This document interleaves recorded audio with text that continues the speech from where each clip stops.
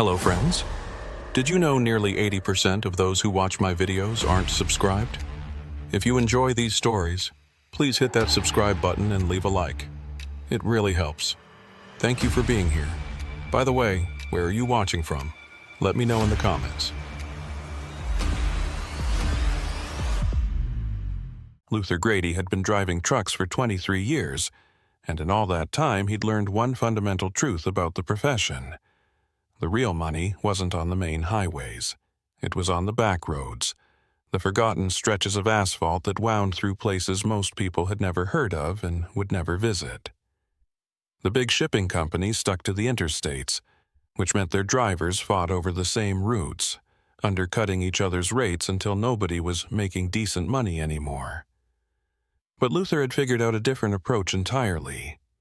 He'd spent years cultivating relationships with small-town suppliers, mom-and-pop operations that needed goods moved but couldn't afford the rates the big companies charged. It wasn't glamorous work, and the roads were often in terrible condition, but it paid better than anything he could get with the major freight lines. He'd been working one particular route for about 8 months now, running between Billings and a series of small towns in the northwestern part of Montana, places so remote they barely showed up on most maps. The route took him through some of the most beautiful and desolate country he'd ever seen, vast stretches of rolling hills and dense pine forests that seemed to go on forever in every direction. The town he was heading to this particular November evening was called Mill Ridge, population 347 according to the faded sign at the town limits.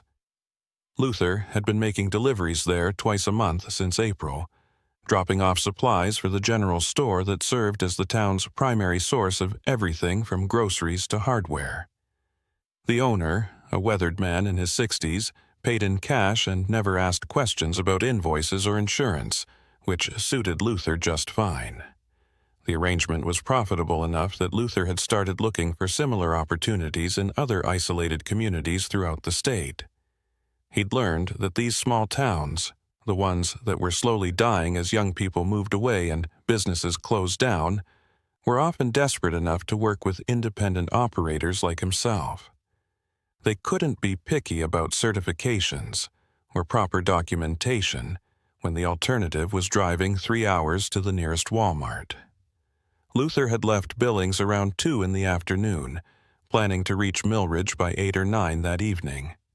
The route he'd mapped out took him off the main highway after about 90 miles, onto a series of county roads that would save him nearly an hour of driving time. He'd driven these roads dozens of times before and knew every curve and pothole by heart. The November sky was already darkening by 4:30, and by 5 it was completely black except for the cone of illumination from his headlights. This was the part of the job that Luther actually enjoyed, the solitude of the open road with nothing but the rumble of the engine and the occasional burst of static from the CB radio to keep him company. He'd tried listening to podcasts and audiobooks like some of the younger drivers did, but he found them distracting. He preferred the silence, or as close to silence as you could get in a truck cab, broken only by the rhythmic thump of the tires against the pavement and the occasional groan of the trailer behind him. The county road he was traveling on had been paved sometime in the distant past, but had long since deteriorated into a patchwork of asphalt and gravel. The truck's suspension absorbed most of the worst bumps, but every so often he'd hit a pothole deep enough to rattle his teeth and make him wonder if he'd just damaged something expensive. The landscape around him was invisible in the darkness, but he knew from previous trips that he was passing through an endless succession of pine forests interspersed with the occasional clearing or abandoned homestead. This part of Montana had been more populated once, back when logging was still profitable and before the mills had closed down. Now it was mostly empty, home to a handful of hardy souls who preferred isolation to whatever comforts civilization might offer. Luther had met a few of them at gas stations and diners, weather-beaten men and women who looked at strangers with suspicion and spoke in terse monosyllables when they spoke at all. Around 6:30, Luther noticed his fuel gauge was getting lower than he liked. He'd planned to fill up in Millridge, but that was still more than 2 hours away, and he didn't want to risk running dry on these isolated roads. He kept an eye out for any sign of a gas station, but the road remained empty of any structure more substantial than an occasional mailbox. Just when he was starting to consider turning back to the last town he'd passed through, his headlights caught a faded sign advertising gas and diesel 5 miles ahead. Luther couldn't remember seeing this station on any of his previous trips, but it was possible he'd simply driven past it during daylight hours without noticing. 5 miles later, exactly as promised, a small gas station materialized out of the darkness. It was a humble operation, just 2 pumps under a rusted metal canopy in a small building that might have been white once but had faded to a dingy gray. A single fluorescent light flickered above the door to the office, and a neon sign in the window advertised beer and cigarettes. Luther pulled up to the diesel pump and shut off the engine. The silence that followed was profound. Luther sat in the cab for a moment, listening to the tick of the cooling engine and the faint whistle of wind through the pines.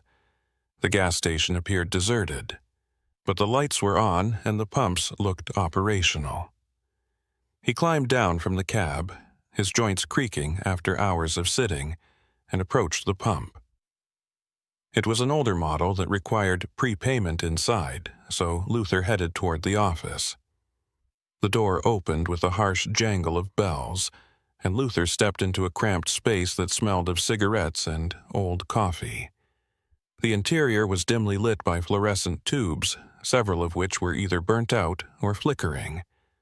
Shelves lined the walls, stocked with the usual assortment of chips, candy bars, and automotive supplies. A glass-fronted cooler hummed against one wall, filled with beer and soda. Behind a counter that looked like it had been salvaged from a 1970s kitchen stood a man Luther had never seen before. The man was tall and thin, probably in his early 60s, with gray hair that hung to his shoulders and a beard that covered most of his face. He wore a flannel shirt that had seen better days and regarded Luther with an expression that wasn't quite friendly, but wasn't hostile either. It was the look Luther had come to recognize in these rural areas, a cautious neutrality that said the locals would tolerate strangers as long as they didn't cause trouble. Luther nodded in greeting and said he needed to fill his tank, diesel pump outside. The man didn't respond verbally, just held out his hand for payment. Luther handed over his credit card and was told the machine was broken, cash only. This wasn't unusual in small-town gas stations, so Luther counted out the bills from his wallet and laid them on the counter. The man swept them into the register without counting them and pressed a button that activated the pump outside. While his tank was filling, Luther wandered around the small store, stretching his legs and browsing the shelves without any real intention of buying anything. The selection was sparse, and many of the items looked like they'd been sitting there for years. A layer of dust covered most of the products, and several of the expiration dates he checked were months or even years past. He was examining a package of beef jerky that claimed to have been made in 2019 when he noticed something odd. Pinned to a bulletin board behind the counter were dozens of photographs, all of them showing the same subject. Trucks. Not just any trucks, but 18-wheelers like his own, photographed from various angles and distances. Some appeared to have been taken during the day, others at night, with the flash creating a harsh white glare. What struck Luther as strange was that all of the photographs seemed to have been taken without the driver's knowledge. They were candid shots, capturing trucks at gas stations, pulled over at rest areas, or simply driving past on the highway. Luther studied the photographs more closely, trying to figure out what they meant. Was this guy some kind of truck enthusiast who liked to document the vehicles that passed through his station? That seemed harmless enough, if a bit eccentric. But there was something about the way the photographs were arranged, overlapping and pinned haphazardly to the board, that made Luther uncomfortable. He couldn't quite articulate why, but looking at those dozens of images gave him the same feeling he got when he saw a snake coiled by the side of the road. Not immediate danger exactly, but a warning that he should be careful where he stepped. He was still staring at the bulletin board when he realized the man behind the counter was watching him. Luther turned and forced a smile, mumbling something about heading back outside to check on his fuel. The man didn't respond, just continued to stare with those flat, unreadable eyes. Outside, Luther stood by his truck while the pump continued to fill his tank with a mechanical whir and click. The night air was cold enough to see his breath, and somewhere in the distance he could hear what sounded like an owl calling.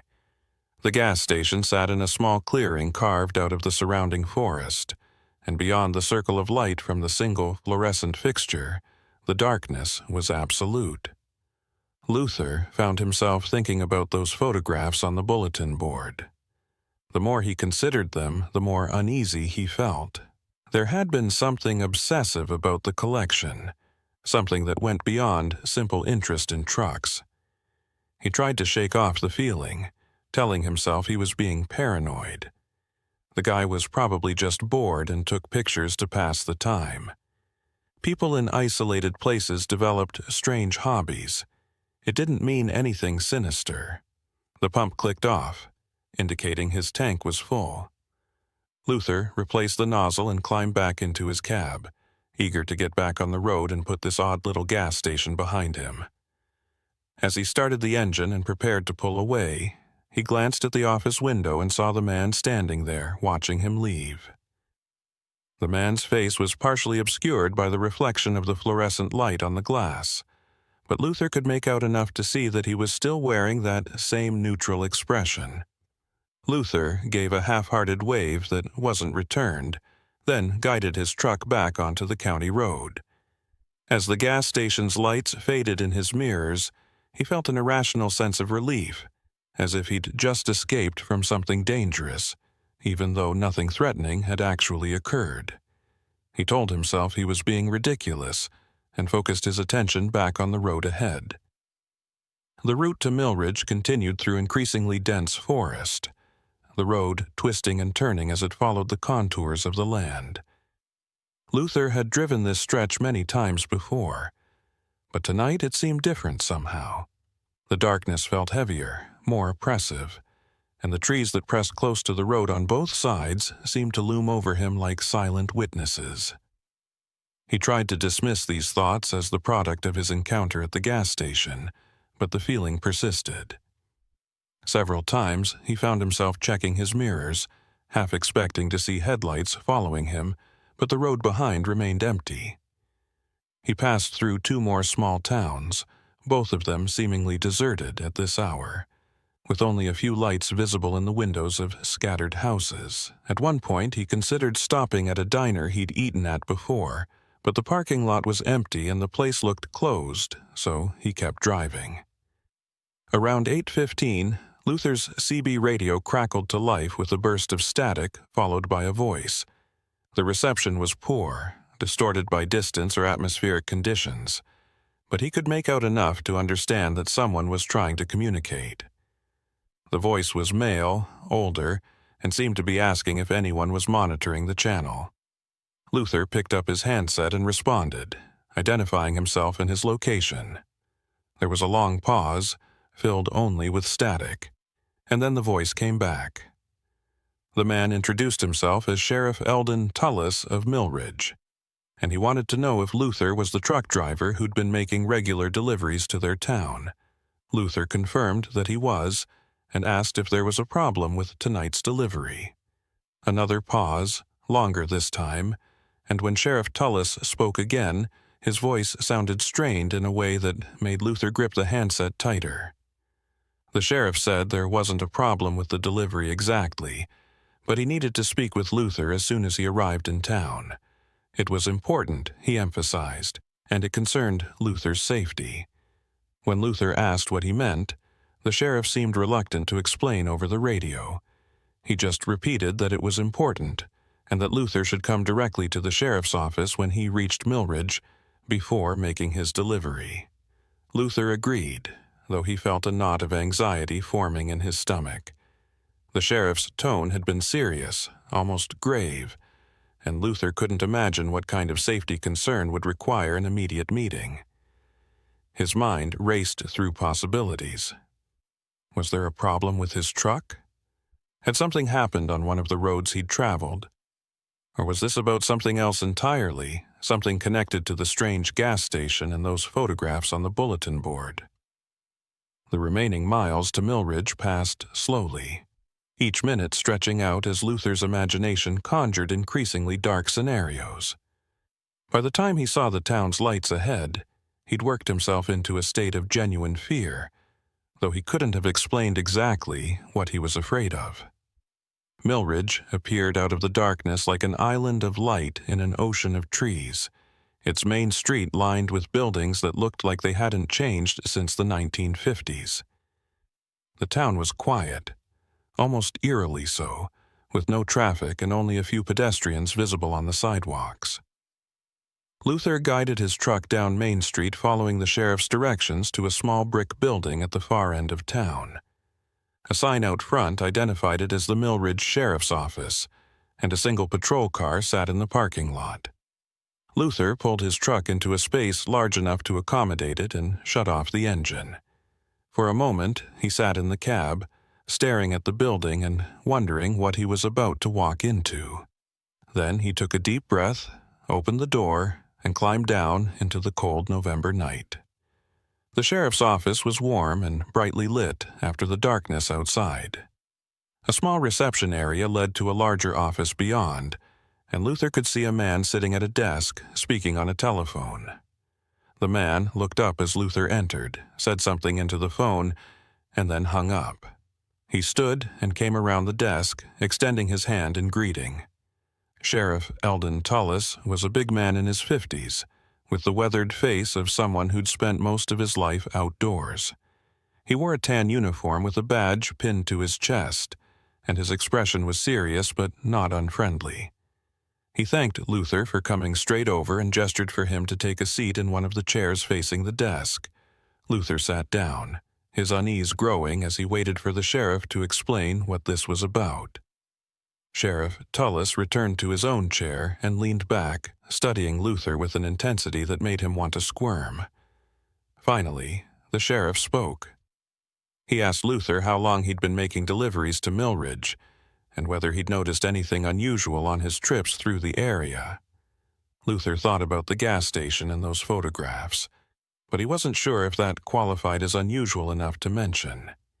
He said he'd been coming to Millridge for about 8 months, and that he generally kept to himself and didn't pay much attention to anything beyond the road. The sheriff nodded slowly, as if this was the answer he'd expected, but not the one he'd hoped for. Then he asked Luther a question that made his blood run cold. Had Luther ever met a woman named Meredith Claiborne? The name meant nothing to Luther. He shook his head and told the sheriff he'd never heard of anyone called Meredith Claiborne, and he certainly hadn't met her.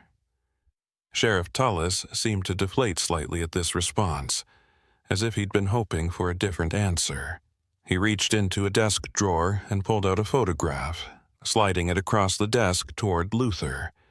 The image showed a woman in her late 30s or early 40s, with dark hair pulled back in a ponytail and a serious expression. She was attractive in an understated way, with sharp features and intelligent eyes. Luther studied the photograph for several seconds, trying to place the face, but he was certain he'd never seen this woman before in his life. He told the sheriff as much and asked what this was about. Sheriff Tullis took the photograph back and stared at it for a moment before speaking. Meredith Claiborne, he explained, had been a resident of Millridge for the past 7 years. She'd moved to town from somewhere back east. The sheriff wasn't sure exactly where, and had kept mostly to herself. She lived in a small house on the outskirts of town, worked remotely doing something with computers, and rarely socialized with the other residents. People in Millridge had learned to respect her privacy, the way small-town folks often did with newcomers who made it clear they wanted to be left alone. There was nothing particularly unusual about her, nothing that would have drawn attention or concern, until about 6 weeks ago when she'd suddenly vanished. The sheriff paused here, letting this information sink in. Luther felt his stomach tighten. He asked what the sheriff meant by vanished, and whether they'd filed a missing person report. The sheriff confirmed that yes, a report had been filed, but the circumstances of her disappearance were complicated. Meredith hadn't left any note or indication of where she was going. Her car was still parked in her driveway, her house was locked up tight, and according to her neighbors, she hadn't mentioned any plans to travel. At first, the sheriff had assumed she might have gone hiking in the surrounding wilderness and gotten lost or injured, so he'd organized search parties to comb the nearby forests and trails. They'd found nothing, not a single trace of her. Then he'd started looking into her background, trying to find family members or friends who might know where she'd gone, and that's when things had gotten strange. Meredith Claiborne, it turned out, barely existed on paper. She had no social media presence, no credit cards, no bank accounts beyond a single checking account at the local bank. The address she'd given when she rented her house led to an empty lot in Pennsylvania. Her references had all been fake. It was as if she'd constructed an entirely false identity for herself, and now that identity had simply evaporated. Luther listened to all of this with growing confusion. He still didn't understand what any of it had to do with him or why the sheriff had asked him to come directly to the office. When he posed this question, Sheriff Tullis leaned forward in his chair and fixed Luther with a look that was equal parts concerned and suspicious. The sheriff explained that in the process of investigating Meredith's disappearance, he'd been reviewing footage from the few security cameras around town, trying to establish a timeline of her last known movements. One of these cameras was positioned at the town's only gas station, and it had captured something interesting. About 2 weeks before Meredith disappeared, the camera had recorded her having a conversation with a truck driver who'd stopped to fill up. The conversation had lasted several minutes, and although there was no audio, the body language suggested they knew each other. The sheriff had shown the footage to several people in town, but nobody recognized the truck driver. That is, until Luther had started making regular deliveries to Millridge. The implication was clear, and Luther felt a surge of anger mixed with fear. He told the sheriff firmly that he'd never met Meredith Claiborne, never had a conversation with her at any gas station, and that whoever was on that security footage, it wasn't him. The sheriff held up his hands in a placating gesture and said he believed Luther, or at least he wanted to believe him. But the truck in the footage had looked very similar to Luther's rig, right down to the company name painted on the side, and the driver had been wearing the same type of jacket Luther had on right now. Could Luther explain that? Luther's mind raced. He thought about the photographs on the bulletin board at that strange gas station, all those images of trucks taken without the driver's knowledge. He thought about the way the man behind the counter had watched him with those flat, expressionless eyes, and suddenly he understood what was happening, or at least he thought he did. Luther told the sheriff about the gas station where he'd stopped earlier that evening, about the photographs of trucks pinned to the bulletin board, and about the uncomfortable feeling he'd gotten from the man who ran the place. He suggested that maybe, just maybe, someone was impersonating truck drivers, using their vehicles and identities for purposes Luther couldn't begin to guess at. The sheriff listened to this theory without interrupting, his expression growing more troubled with each word. When Luther finished, there was a long silence. Finally, Sheriff Tullis asked Luther to describe exactly where this gas station was located. Luther did his best to provide directions, explaining which roads he'd taken and approximately how many miles from Millridge it had been. The sheriff pulled out a map and had Luther trace the route with his finger, marking the approximate location of the gas station. When Luther indicated the spot, the sheriff's expression changed to something Luther couldn't quite read. It was a mixture of confusion and what might have been fear, though the sheriff tried to hide it. He told Luther that according to this map, there was no gas station at that location. In fact, there hadn't been a gas station anywhere along that stretch of road for at least 20 years, not since the old Murphy's service station had burned down back in the early 2000s. Luther insisted that he'd just been there less than 2 hours ago, that he'd filled his tank and paid cash for the fuel. The sheriff asked if Luther had kept his receipt. Luther patted his pockets and realized he hadn't been given one. The man behind the counter had taken his cash and activated the pump without providing any kind of receipt or even acknowledging the transaction beyond that. The sheriff stood up and walked to a filing cabinet, pulling out a folder that he brought back to the desk. He opened it and extracted several photographs, spreading them out where Luther could see them. The images showed the burned-out remains of a building. Nothing left but a concrete foundation and some twisted metal that might have once been gas pumps. Tall grass and weeds had grown up around the ruins, and young trees were beginning to reclaim the space. The sheriff explained that this was all that remained of Murphy's service station, and that he'd driven past this spot himself just yesterday. There was definitely no functioning gas station there, no lights, no man behind a counter, no bulletin board covered with photographs. Luther stared at the images, feeling as if the ground had shifted beneath him. He knew what he'd seen, knew where he'd been, and yet the evidence in front of him suggested otherwise. Luther asked the sheriff if he was suggesting that Luther had hallucinated the entire experience. The sheriff said he wasn't suggesting anything, but that they needed to figure out what was really going on. He proposed that they drive out to the location together, right now, to see what was actually there. Luther agreed immediately, eager to prove that he wasn't losing his mind. They left the office together, Luther following the sheriff's patrol car in his truck as they retraced the route he'd taken earlier that evening. The drive seemed to take longer than Luther remembered, the darkness pressing in from all sides as they wound through the forest. He found himself watching his odometer obsessively, trying to calculate the exact distance from Millridge to the gas station. After about 40 minutes of driving, the sheriff's brake lights flashed and he pulled over to the side of the road. Luther stopped behind him and climbed down from his cab. The sheriff was standing at the edge of the road, shining a powerful flashlight into the trees.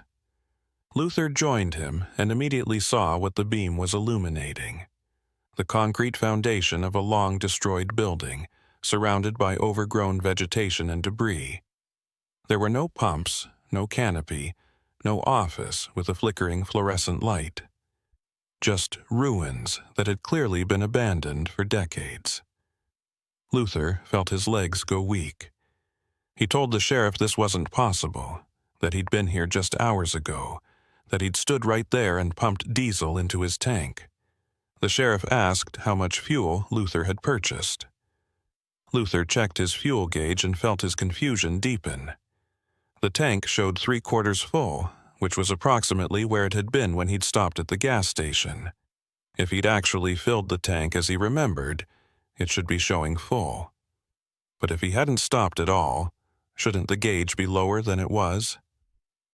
The sheriff walked around the ruins, his flashlight beam sweeping back and forth across the overgrown foundation. He called out to Luther, asking him to describe the interior of the building he'd entered. Luther did his best, recounting details about the shelves, the cooler, the counter, and most importantly, the bulletin board covered with photographs of trucks. The sheriff listened carefully, then asked Luther to follow him. They walked around to what would have been the back of the building, where the flashlight revealed something that made Luther's heart skip. A bulletin board, weathered and rotting, still mounted to a partially collapsed wall. And pinned to that bulletin board, protected from the elements by the overhang of the ruined structure, were dozens of photographs. Photographs of trucks. Luther approached the bulletin board slowly, almost afraid to look at it too closely. The photographs were old, their colors faded and their edges curled, but they were unmistakably the same images he'd seen earlier. 18-wheelers photographed from various angles and distances, captured without their driver's knowledge. Some of the photographs had dates written on them in faded ink, and Luther could make out years ranging from the late 1980s through the mid-1990s. The sheriff used his flashlight to illuminate one photograph in particular, a picture of a truck very similar to Luther's own rig. The image quality was poor and the angle was wrong, but there was no denying the similarity. The sheriff asked Luther if this could have been the photograph he'd seen that had made him think of his own truck. Luther wanted to say no, wanted to insist that the photographs he'd seen had been recent and clear, but looking at this faded image in the flashlight beam, he found he couldn't be certain. They spent another 20 minutes searching the ruins, but found nothing else of interest. No sign that anyone had been there recently, no indication that the building had been anything other than abandoned for the past 2 decades. The sheriff finally suggested they head back to town, and Luther agreed numbly. As they drove back toward Millridge, Luther's mind was spinning. He knew what he'd experienced, knew it had felt completely real, and yet the evidence suggested it had been some kind of hallucination or waking dream. But that didn't make sense either. He'd been well rested, hadn't been drinking or taking any medication, and had never experienced anything like this before in his life. The alternative explanation, that something genuinely inexplicable had occurred, was almost too frightening to consider. Back at the sheriff's office, Luther sat in the same chair as before while Sheriff Tullis made coffee. The sheriff seemed troubled, and when he finally spoke, his words came slowly, as if he was choosing them carefully. He told Luther that over the years there had been other reports of strange occurrences along that particular stretch of road. Drivers who claimed to have stopped at businesses that didn't exist, or to have had conversations with people who couldn't be found afterward. Most of these reports had been dismissed as the result of fatigue or confusion, and the sheriff himself had never taken them very seriously. But now, with Meredith Claiborne's disappearance and Luther's experience at the non-existent gas station, he was starting to wonder if there was something more to it. He asked Luther if he believed in things that couldn't be easily explained, supernatural things. Luther said he didn't know what he believed anymore. The sheriff then shared something he'd been reluctant to mention earlier. When they'd been investigating Meredith Claiborne's house after her disappearance, they'd found a journal hidden in a locked drawer. The journal contained entries spanning several years, and much of it was mundane stuff about her daily life and work. But there were also passages that suggested Meredith had been researching something, looking into the history of the area around Millridge with particular focus on disappearances and unsolved deaths. She'd documented cases going back more than a century, people who'd vanished without a trace while traveling through the region. She'd also written about Murphy's service station specifically, noting that the owner, a man named Gerald Murphy, had died under suspicious circumstances in 2003. The fire that destroyed the station had started in the middle of the night, and Murphy's body had been found in the burned-out office, but the autopsy had revealed he'd been dead before the fire started. Murdered, though the killer was never found. Luther asked why the sheriff was telling him all this. The answer was both simple and terrifying. Because in that journal, Meredith Claiborne had written about believing that something was using the ruins of Murphy's service station as a lure, appearing to travelers as a functioning business in order to draw them in. She'd theorized that whatever this thing was, it had been responsible for numerous disappearances over the years, and that it might have been connected to Murphy's death as well. The sheriff had dismissed this as paranoid fantasy when he'd first read it, but after Luther's experience tonight, he wasn't so sure anymore. He asked Luther if he'd seen anyone else at the gas station besides the man behind the counter. Luther thought back and realized that no, the place had been completely empty except for the two of them. On a Friday evening, on a road that presumably saw at least some traffic, there had been no other customers at all. The sheriff suggested that Luther stay in town for the night rather than continuing on to make his delivery. The general store wouldn't be open until morning anyway, and the sheriff wanted to ask Luther some more questions after they'd both had time to think about everything. Luther agreed, partly because he was exhausted, but mostly because the thought of driving back past those ruins in the dark terrified him. The sheriff recommended a small motel on the edge of town, and Luther thanked him before heading back to his truck. As he drove the short distance to the motel, he couldn't stop thinking about those photographs on the bulletin board. Even if they were decades old, someone had taken them. Someone had stood at that gas station and documented every truck that passed by, collecting images with an obsessive dedication that Luther found deeply disturbing. The motel was exactly what Luther expected. A single-story building with about a dozen rooms and a blinking vacancy sign. The elderly woman at the front desk barely looked at him as she took his cash and handed him a key. His room was small and clean enough, with a bed that sagged in the middle and a television that only received 3 channels. Luther locked the door, wedged a chair under the handle for extra security, and sat on the bed. He pulled out his phone and tried to search for information about Murphy's service station, but the cell signal was too weak to load anything. He considered calling his dispatcher to explain why he'd be late with the delivery, but it was after 11 and he decided it could wait until morning. Instead, he lay back on the bed fully clothed and stared at the water-stained ceiling, trying to make sense of everything that had happened. Sleep came eventually, though it was troubled and full of half-remembered dreams. Luther found himself back at the gas station. But this time when he entered the office, Meredith Claiborne was there instead of the gray-haired man. She was pinning photographs to the bulletin board, each image showing a different truck driver, and when she turned to look at Luther, her eyes were empty black voids. She opened her mouth to speak, but instead of words, a cloud of flies emerged, buzzing and swarming around Luther's head. He tried to run, but his legs wouldn't move, and he could feel the flies landing on his face, crawling into his mouth and nose. He woke with a gasp, his heart pounding and his shirt soaked with sweat. The room was still dark, and according to his phone, it was only 4 a.m. Luther knew he wouldn't be able to fall back asleep, so he got up and took a long shower, letting the hot water wash away the lingering unease from his nightmare. By the time he was dressed and ready, the sky outside was beginning to lighten with the approach of dawn. He checked out of the motel and drove his truck to a diner he'd noticed the night before, one of those classic American breakfast places with vinyl booths and a laminated menu that probably hadn't changed since the 1980s. The place was empty, except for a waitress who looked like she'd been working there for approximately forever. She poured him coffee without asking and took his order for eggs and toast with mechanical efficiency. Luther sat in a booth by the window and watched as Millridge slowly came to life. People emerged from their houses and drove past on their way to wherever they needed to be.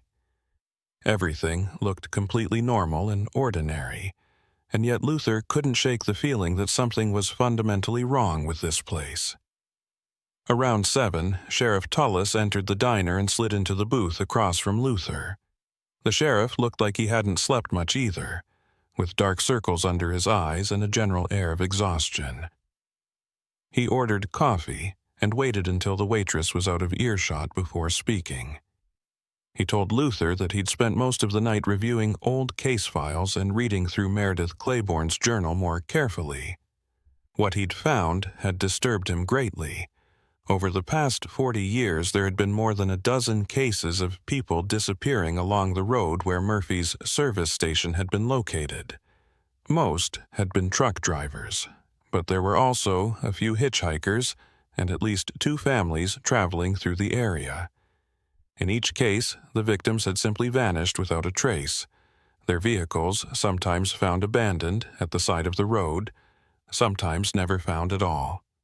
The cases had never been connected because they'd occurred sporadically over such a long period of time, and because there was no physical evidence linking them together. But Meredith Claiborne had connected them. She'd created a timeline documenting every disappearance, every strange report, every unexplained death in the region. And at the center of it all was Murphy's service station. According to her research, the station had been built in 1967 on land that had previously been the site of a logging camp. That camp had been the location of a brutal murder in 1952, when a worker had killed 3 of his colleagues before disappearing into the wilderness. His body had never been found, and the logging camp had been abandoned shortly afterward. Meredith had theorized that there was something about that specific location, some quality that attracted violence and tragedy. She'd believed that Murphy's death in 2003 hadn't been random, but rather part of a pattern that stretched back decades, and she'd been trying to prove it when she disappeared. Luther asked the sheriff what he thought had happened to Meredith. The sheriff was quiet for a long moment, stirring his coffee even though he hadn't added anything to it. Finally, he admitted that he thought Meredith had gone to Murphy's service station looking for evidence to support her theories, and that something had happened to her there. Whether it was something natural, something criminal, or something that defied explanation, he couldn't say. But he was certain that the gas station, or whatever appeared to be the gas station, was at the heart of all of this. He'd decided to organize a thorough search of the area, bringing in cadaver dogs and ground-penetrating radar to see if they could find any evidence of burial sites or remains. It would take a few days to arrange, but the sheriff was determined to get answers, both for Meredith's sake and for the sake of all the others who'd vanished over the years. Luther finished his breakfast and told the sheriff he needed to make his delivery and then get back on the road. He had a schedule to keep, and he'd already lost enough time. The sheriff understood, but asked Luther to stay in touch, to call if he remembered anything else about his experience at the gas station or if anything unusual happened on his drive back. Luther promised he would, though privately he'd already decided that he'd be taking a different route home, one that avoided that stretch of road entirely. He paid for his breakfast, shook the sheriff's hand, and walked out into the cold morning air. Millridge looked innocent enough in the daylight, a quiet little town where nothing much ever happened. But Luther knew better now. He understood that beneath the surface of normalcy, something dark was lurking, something that had been claiming victims for longer than anyone realized. The delivery to the general store went smoothly enough. The owner paid in cash as usual and helped Luther unload the supplies without much conversation. Luther considered warning the man about what had happened, about the gas station and the disappearances, but he decided against it. What would he say that wouldn't make him sound crazy? By 9:30, he was back on the road, heading east toward the Billings on a different route than the one he'd taken coming in. The highway he chose was busier and better maintained, and though it added an extra hour to his journey, Luther didn't care. He would gladly pay that price to avoid ever seeing Murphy's service station again, whether it existed or not. The drive back to Billings should have been uneventful, and for the first 2 hours it was. Luther kept the radio off, preferring silence as he processed everything that had happened in the past 24 hours. The highway stretched ahead of him, busy enough with mid-morning traffic that he felt a measure of comfort in not being alone on the road. Every few miles he'd pass another truck or be passed by one, and each time he felt a small sense of relief. There was safety in numbers, he'd decided, even if that safety was an illusion. He kept checking his mirrors obsessively, though he couldn't have said what he was looking for. Some part of him expected to see that gray-haired man from the gas station following him, though that made no rational sense. The man hadn't existed, or at least the gas station hadn't existed, which meant the man probably hadn't either. Unless he had existed in some way that Luther didn't understand and didn't want to think about too carefully. Around noon, Luther's phone rang. It was Sheriff Tullis, and the man's voice sounded strained even through the poor cell connection. The sheriff asked if Luther was still in the area or if he'd already left Millridge. Luther told him he was about 2 hours east, well on his way back to Billings. There was a pause, and then the sheriff asked Luther if he'd noticed anything unusual on his drive, anyone following him or any vehicles that seemed to be pacing him. Luther's grip tightened on the steering wheel. He asked why the sheriff wanted to know, and the answer made his blood run cold. A woman had come into the sheriff's office about an hour ago, claiming to be Meredith Claiborne. The sheriff had been shocked to see her alive, and his first questions had been about where she'd been and what had happened to her. But the woman's answers had been strange, vague, and contradictory. She'd claimed she'd been visiting family in another state, even though the sheriff knew for a fact that Meredith had no living family. When he'd pressed her for details, she'd become agitated and then simply walked out of the office. Luther asked if the sheriff had tried to stop her, and Tullis explained that he'd followed her outside, but by the time he reached the street, she'd vanished, just disappeared into thin air, despite the fact that there was nowhere she could have gone in the few seconds it took him to get through the door. The sheriff had searched the immediate area and questioned several people who'd been on the street at the time, but nobody had seen which direction she'd gone. It was as if she'd never been there at all. Except for one thing. She'd left behind a photograph on the sheriff's desk. The photograph showed Luther's truck, taken from an angle that suggested it had been shot while Luther was stopped at a traffic light or stop sign. The sheriff had immediately tried to call Luther to warn him, though he wasn't entirely sure what he was warning him about. All he knew was that whatever was happening in Millridge, whatever had taken Meredith Claiborne and all those other people over the years, it seemed to have taken an interest in Luther. Luther's first instinct was to dismiss this as paranoia or coincidence, but he couldn't quite manage it. He asked the sheriff to describe the woman who'd claimed to be Meredith Claiborne. The description matched the photograph Luther had seen the night before. Dark hair, sharp features, intelligent eyes. But there was one detail the sheriff mentioned that hadn't been in the photograph. The woman's hands had been stained with what looked like old oil or grease, the kind that gets ground into your skin after working on an engine and never quite washes out completely. And when she'd walked, the sheriff had noticed she was leaving faint footprints on the floor, even though it hadn't rained and her shoes appeared dry. The footprints had looked dark, almost black, and they'd smelled of ash. By the time the sheriff had thought to examine them more closely, they'd faded away entirely, as if they'd never existed. Luther thanked the sheriff for the warning and promised to be careful, though he had no idea what being careful meant in this context. After they hung up, Luther found himself watching the road with renewed paranoia. Every car that pulled up behind him seemed suspicious. Every truck that passed him might contain someone or something watching him. He told himself he was being irrational, that there was no way anyone or anything could be following him on a busy highway in broad daylight, but the feeling persisted.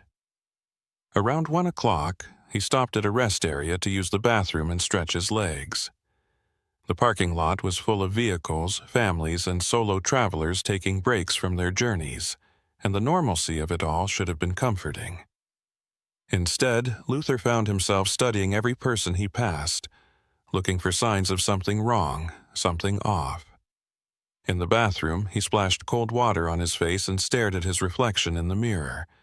He looked exhausted, with bloodshot eyes and skin that seemed paler than usual. He'd been driving professionally for more than 2 decades, and in all that time he'd never experienced anything like the past 24 hours.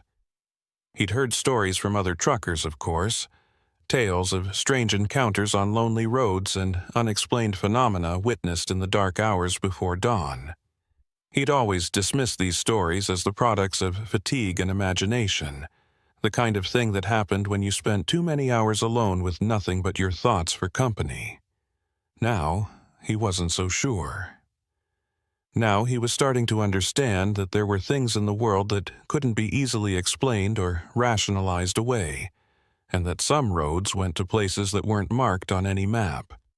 When Luther returned to his truck, he found something that made his heart skip. Tucked under his windshield wiper was a photograph. It showed his truck parked at this very rest area, taken from somewhere in the tree line that bordered the parking lot. The angle and quality suggested it had been shot within the past few minutes while Luther was inside the building. He grabbed the photograph and looked around wildly, scanning the parking lot and the surrounding woods for any sign of who might have taken it. There were dozens of people visible, but none of them seemed to be paying any attention to him. No one was holding a camera or acting suspicious. Luther climbed into his cab and locked the doors, his hands shaking as he examined the photograph more closely. It was printed on the same type of old-fashioned photo paper as the images he'd seen on the bulletin board at Murphy's service station, with slightly faded colors and a grainy quality that suggested it had been developed in a darkroom rather than printed digitally. Luther started his engine and pulled out of the rest area as quickly as he could safely manage, merging back onto the highway with his heart pounding. He considered calling Sheriff Tullis back, but what would he say? That someone had taken his picture at a public rest stop? That wasn't a crime, and without more evidence, it just made him sound paranoid. Instead, he focused on putting as much distance as possible between himself and Millridge, pushing his truck as fast as he dared without risking a speeding ticket. The miles rolled by slowly, each one feeling like it took forever. Luther found himself checking his mirrors constantly, looking for any vehicle that might be following him, but the traffic behind him was constantly changing. Cars and trucks would appear, follow him for a few miles, then exit or speed past. There was no way to tell if any of them were actually following him or just traveling in the same direction. Around 3 p.m, Luther's phone rang again. This time it was his dispatcher, wanting to know why he hadn't checked in after completing his delivery. Luther apologized and gave a vague explanation about cell phone problems and losing track of time. The dispatcher accepted this without question and gave Luther his next assignment: a pickup in Great Falls tomorrow morning, followed by a delivery to Spokane. Luther wrote down the details mechanically, barely processing the information.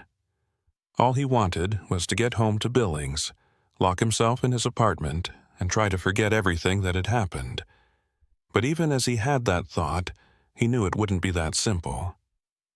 Whatever had happened at Murphy's service station, whatever had taken an interest in him, wasn't going to just let him walk away. He could feel it somehow, a certainty that settled in his gut like a stone. The last hour of the drive was torture. Luther's exhaustion was catching up with him, and he had to fight to keep his eyes open. Several times he caught himself drifting toward the shoulder and had to jerk the wheel to correct his course. He considered pulling over to rest, but the thought of stopping anywhere, even in broad daylight, terrified him. So he pushed on, chugging coffee from a thermos that had long since gone cold and rolling down his window to let the frigid air blast him in the face. When the Billings city limits sign finally appeared, Luther felt a wave of relief so intense it almost made him dizzy. He was home, or as close to home as he ever got these days. His apartment was in a complex on the east side of town, a generic 2-bedroom unit that he'd barely bothered to furnish. He spent so little time there that it had never seemed worth the effort to make it feel like a real home. Luther parked his truck in the lot of the trucking company he contracted with, transferred his personal belongings to his car, and drove to his apartment. The sun was setting by the time he pulled into his parking spot, casting long shadows across the complex. He grabbed his bag from the back seat and hurried to his door, fumbling with his keys in his haste to get inside. Once he was safely in his apartment with the door locked and the deadbolt thrown, he finally allowed himself to breathe. He dropped his bag on the floor and collapsed onto his couch, staring at the ceiling and trying to process everything that had happened. Part of him wanted to convince himself it had all been some kind of hallucination or stress-induced breakdown. But the photograph tucked in his jacket pocket was real as the memory of that gray-haired man watching him from behind the counter of a gas station that didn't exist. Luther spent the evening trying to distract himself with television and the internet, but nothing held his attention for long. He kept thinking about Meredith Claiborne and her journal full of disappearances and unexplained deaths. He thought about the woman who'd claimed to be her, walking into Sheriff Tullis's office and then vanishing into thin air. He thought about all those photographs on the bulletin board, decades' worth of trucks documented by someone or something with an obsessive need to record every vehicle that passed by. Around midnight, unable to sleep, Luther opened his laptop and started searching for information about Murphy's service station. There wasn't much to find, just a few mentions in local news archives about the fire that had destroyed it in 2003 and the death of its owner, Gerald Murphy. The fire had been ruled suspicious, but no charges were ever filed. Murphy's murder remained unsolved. Luther dug deeper, searching for information about the disappearances Meredith had documented. He found scattered references in old newspapers and missing person databases, but nothing that connected them together. A trucker named Raymond Voss who'd vanished in 1907 while traveling through Montana. A family of 4 who'd disappeared in 93, their car found abandoned on a county road with the engine still running. A hitchhiker in 2001, last seen accepting a ride from an unidentified truck driver. The cases went back decades, all of them clustered around that same stretch of road where Murphy's service station had once stood. Luther created a timeline in a notebook, writing down every case he could find along with any relevant details. By 3 a.m, he had documented 17 disappearances spanning from 1967 to Meredith Claiborne in the present day. 17 people who'd gone missing without a trace, their fates unknown, and their cases gradually forgotten as the years passed. The pattern was clear once Luther laid it all out.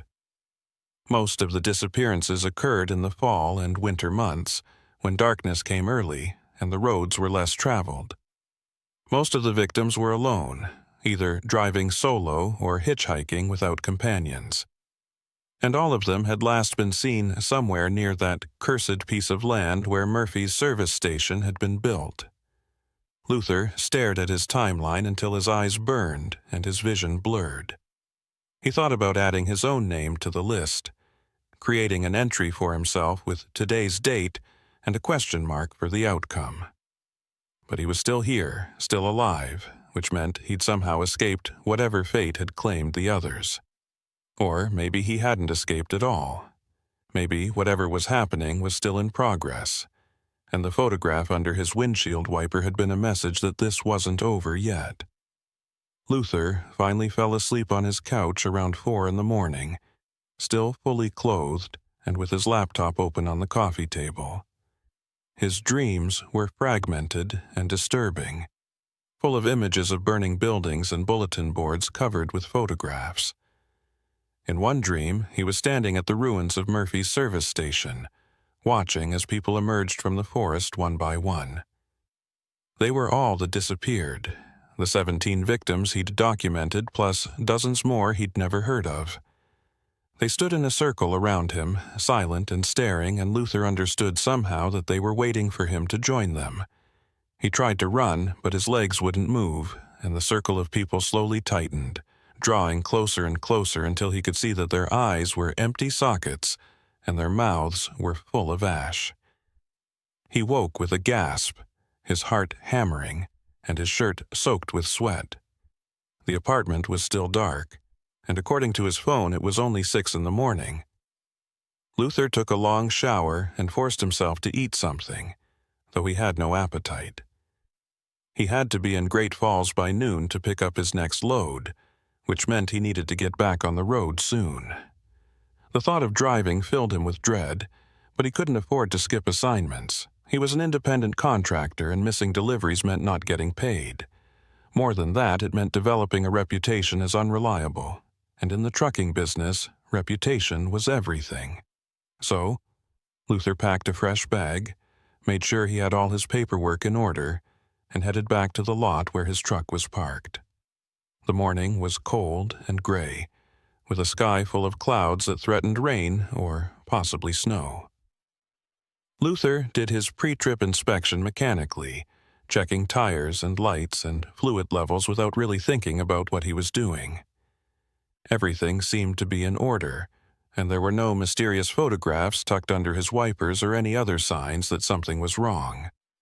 The drive to Great Falls should have taken about 3 hours, and for most of that time, Luther kept waiting for something to happen. He watched for cars that might be following him, studied every rest area and gas station he passed for signs of anything unusual, and kept his phone close in case Sheriff Tullis called with more disturbing news from Millridge. But nothing happened. The highway was busy with morning traffic.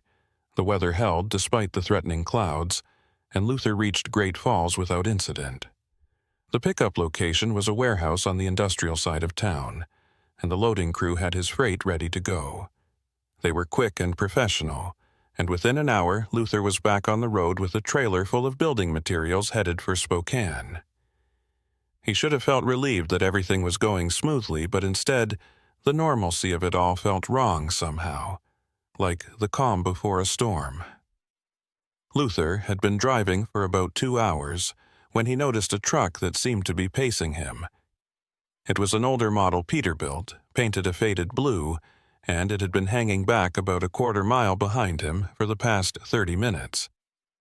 Luther tried changing lanes, speeding up, slowing down, but the Peterbilt matched his every move. He couldn't see the driver clearly through the windshield, just a vague silhouette that might have been male or female, young or old. Luther told himself he was being paranoid, that this was just another trucker traveling in the same direction at the same speed. But something about the way the Peterbilt maintained its distance, never getting closer but never falling behind, set off alarm bells in his head. He grabbed his CB radio and switched to channel 19, the frequency most truckers monitored. He called out a general greeting and asked if anyone wanted to chat to pass the time.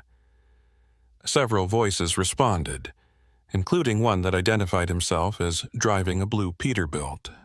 Luther asked the Peterbilt driver where he was headed, and the voice said Spokane, same as Luther.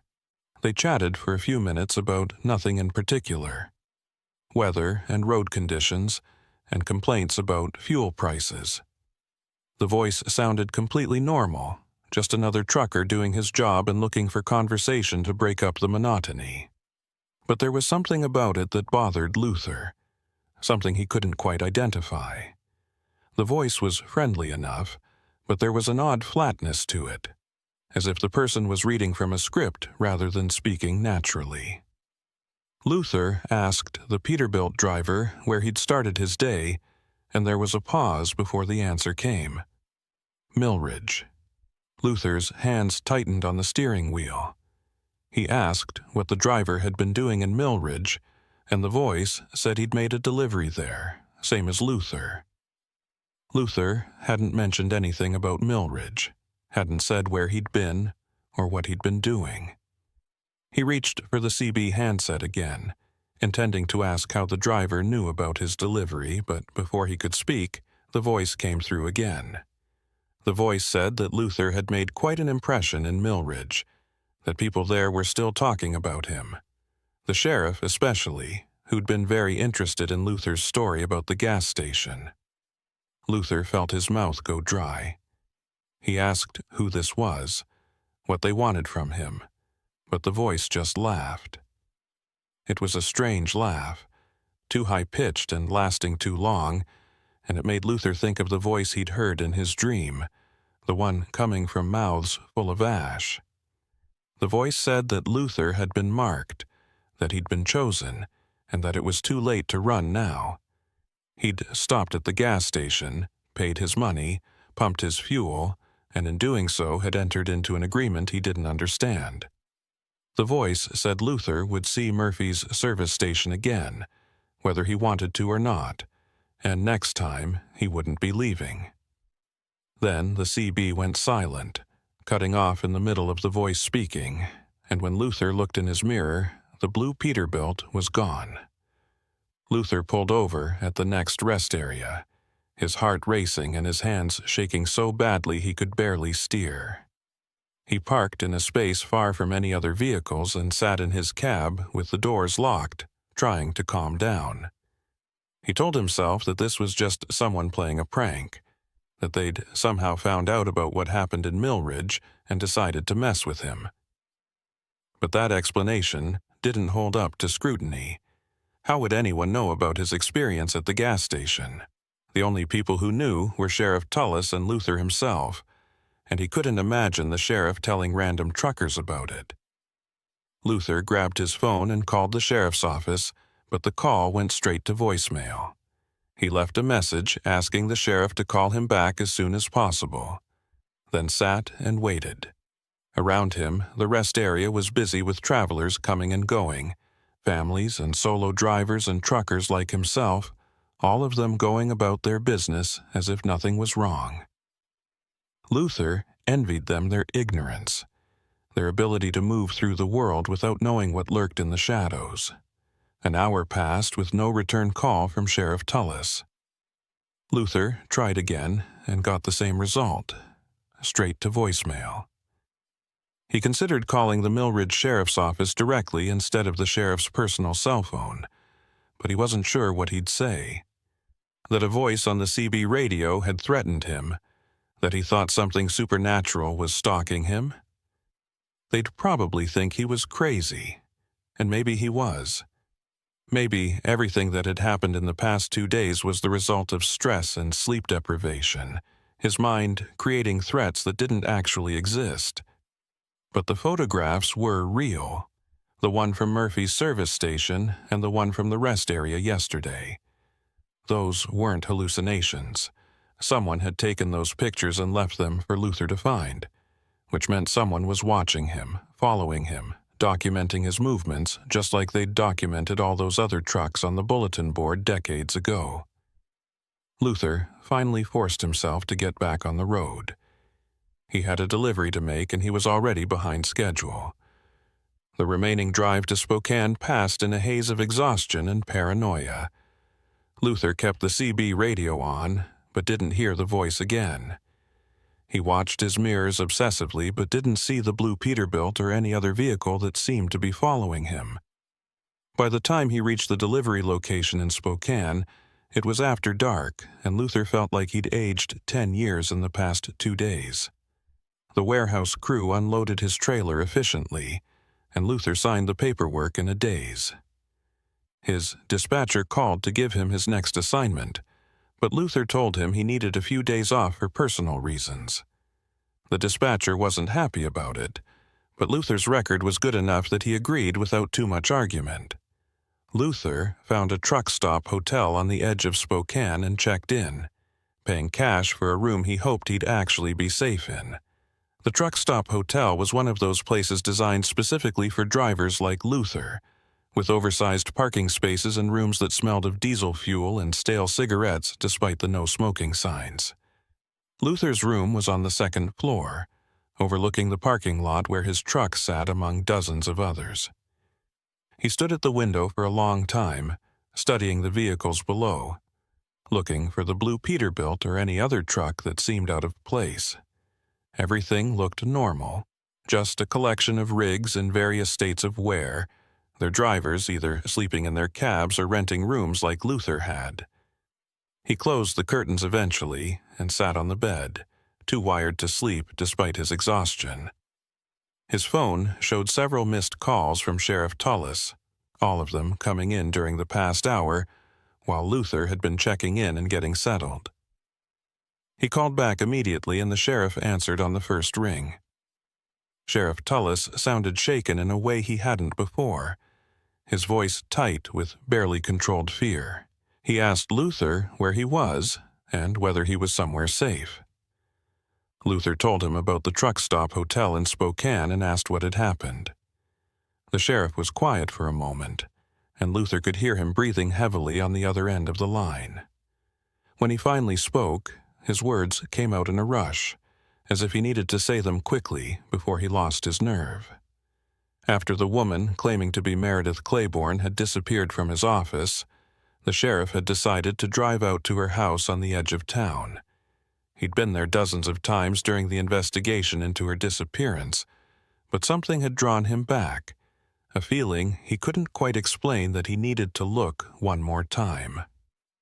The house had been locked up since Meredith vanished, the windows dark and the yard overgrown.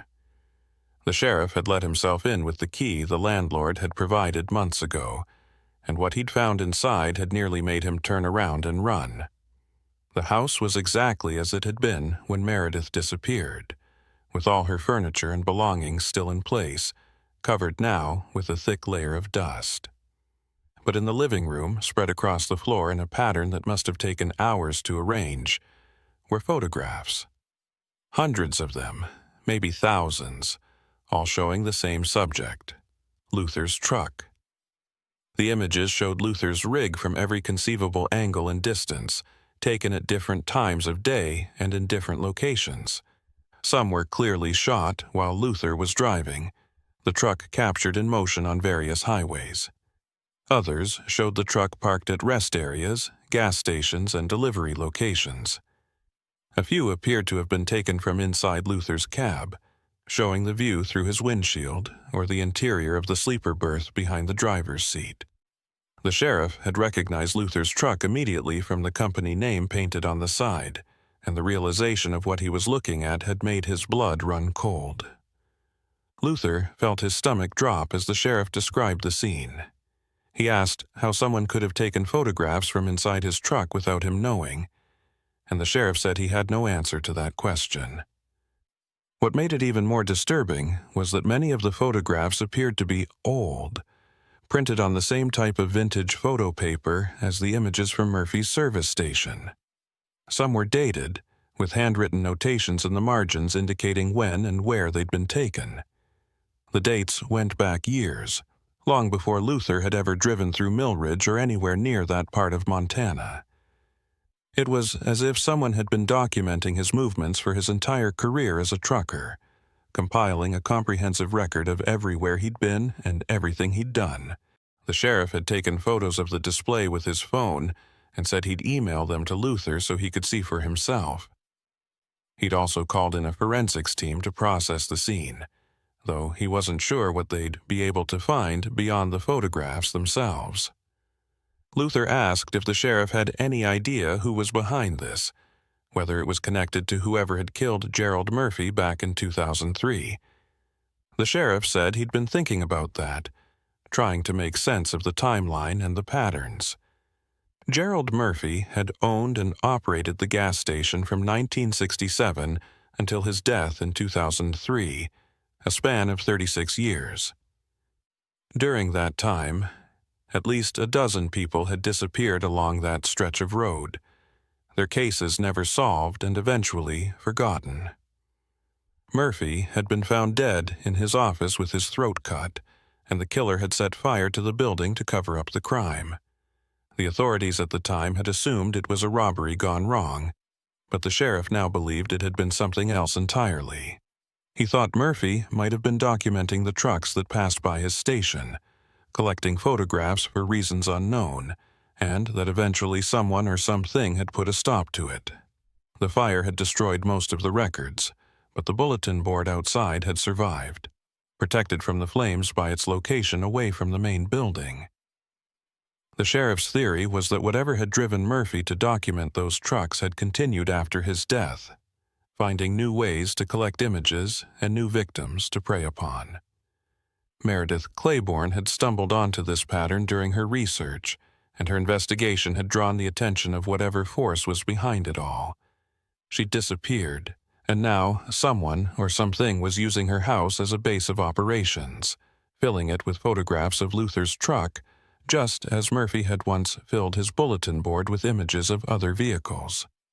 The sheriff admitted he didn't know if what they were dealing with was a human predator or something else, something that defied rational explanation. He'd spent his entire career dealing with crimes that made sense, that followed logical patterns and could be solved through evidence and deduction. But this was different. This felt like stepping into territory where normal rules didn't apply and the very fabric of reality seemed thin and unstable. Luther thanked the sheriff for the warning and promised to be careful, though he still had no clear idea what being careful meant in this situation. After they hung up, Luther sat on the bed and waited for the email with the photographs. It arrived about 10 minutes later, and Luther's hands were shaking as he opened the attachment on his phone. The images the sheriff had taken showed exactly what he'd described: a living room floor covered with hundreds of photographs, all arranged in neat rows that stretched from wall to wall. Luther zoomed in on individual photos, trying to see the details, and what he saw made him feel sick. There were pictures of him climbing into his truck, pictures of him at gas pumps, pictures of him eating in diners and sleeping in rest areas. There were even photographs that appeared to have been taken through his apartment window, showing him sitting on his couch or standing in his kitchen. Whoever had compiled this collection had been watching him for years, documenting every aspect of his life with an obsessive attention to detail that felt almost worshipful in its intensity. Luther set his phone down and tried to think clearly despite the fear that was threatening to overwhelm him. He'd been targeted for some reason, marked for attention by something that had been operating for decades, claiming victims and leaving no trace of its activities beyond cryptic photographs and unsolved disappearances. The question was why? What made him different from any other trucker on the road?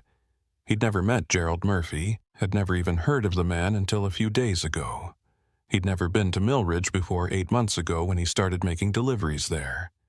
There was no obvious connection between himself and the other victims, no common thread that might explain why he'd been chosen, unless it wasn't about who he was, but rather something he'd done.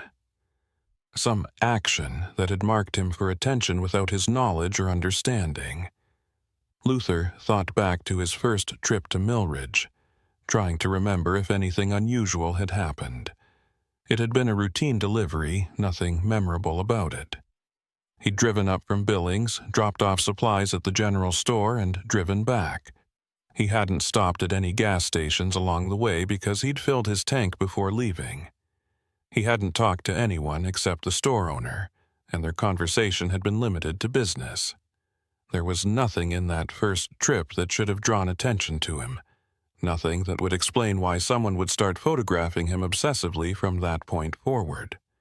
But the photographs the sheriff had found were dated going back years before that first delivery, which meant Luther had been on someone's radar long before he ever drove through Millridge. The thought was terrifying because it suggested that whatever was happening had been set in motion years ago, a slow-moving trap that Luther had walked into without ever realizing he was in danger. Sleep was impossible. Luther spent the night pacing his small hotel room, jumping at every sound from the hallway or parking lot below. Several times he pulled back the curtain to check on his truck, making sure it was still there and that nobody was tampering with it. Around 3 a.m, he saw a figure walking through the parking lot, moving between the trucks with purpose. Luther watched as the figure approached his rig and stopped beside it, looking up at the hotel as if trying to determine which room Luther was in.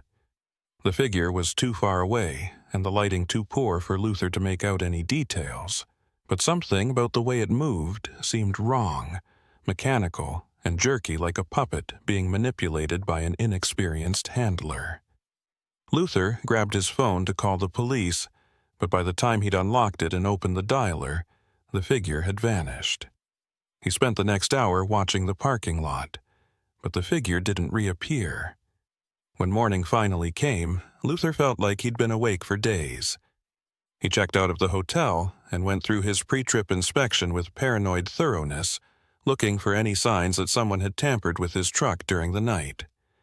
Everything seemed normal, all the seals intact and no obvious damage or modifications. He climbed into the cab and sat there for a few minutes, trying to decide what to do next. His dispatcher had given him a few days off, which meant he didn't have any immediate obligations. He could drive back to Billings and lock himself in his apartment, but that felt like admitting defeat. The photographs in Meredith Claiborne's house had shown images taken through his apartment windows, which meant whoever was watching him knew where he lived. There was nowhere he could hide that would be truly safe.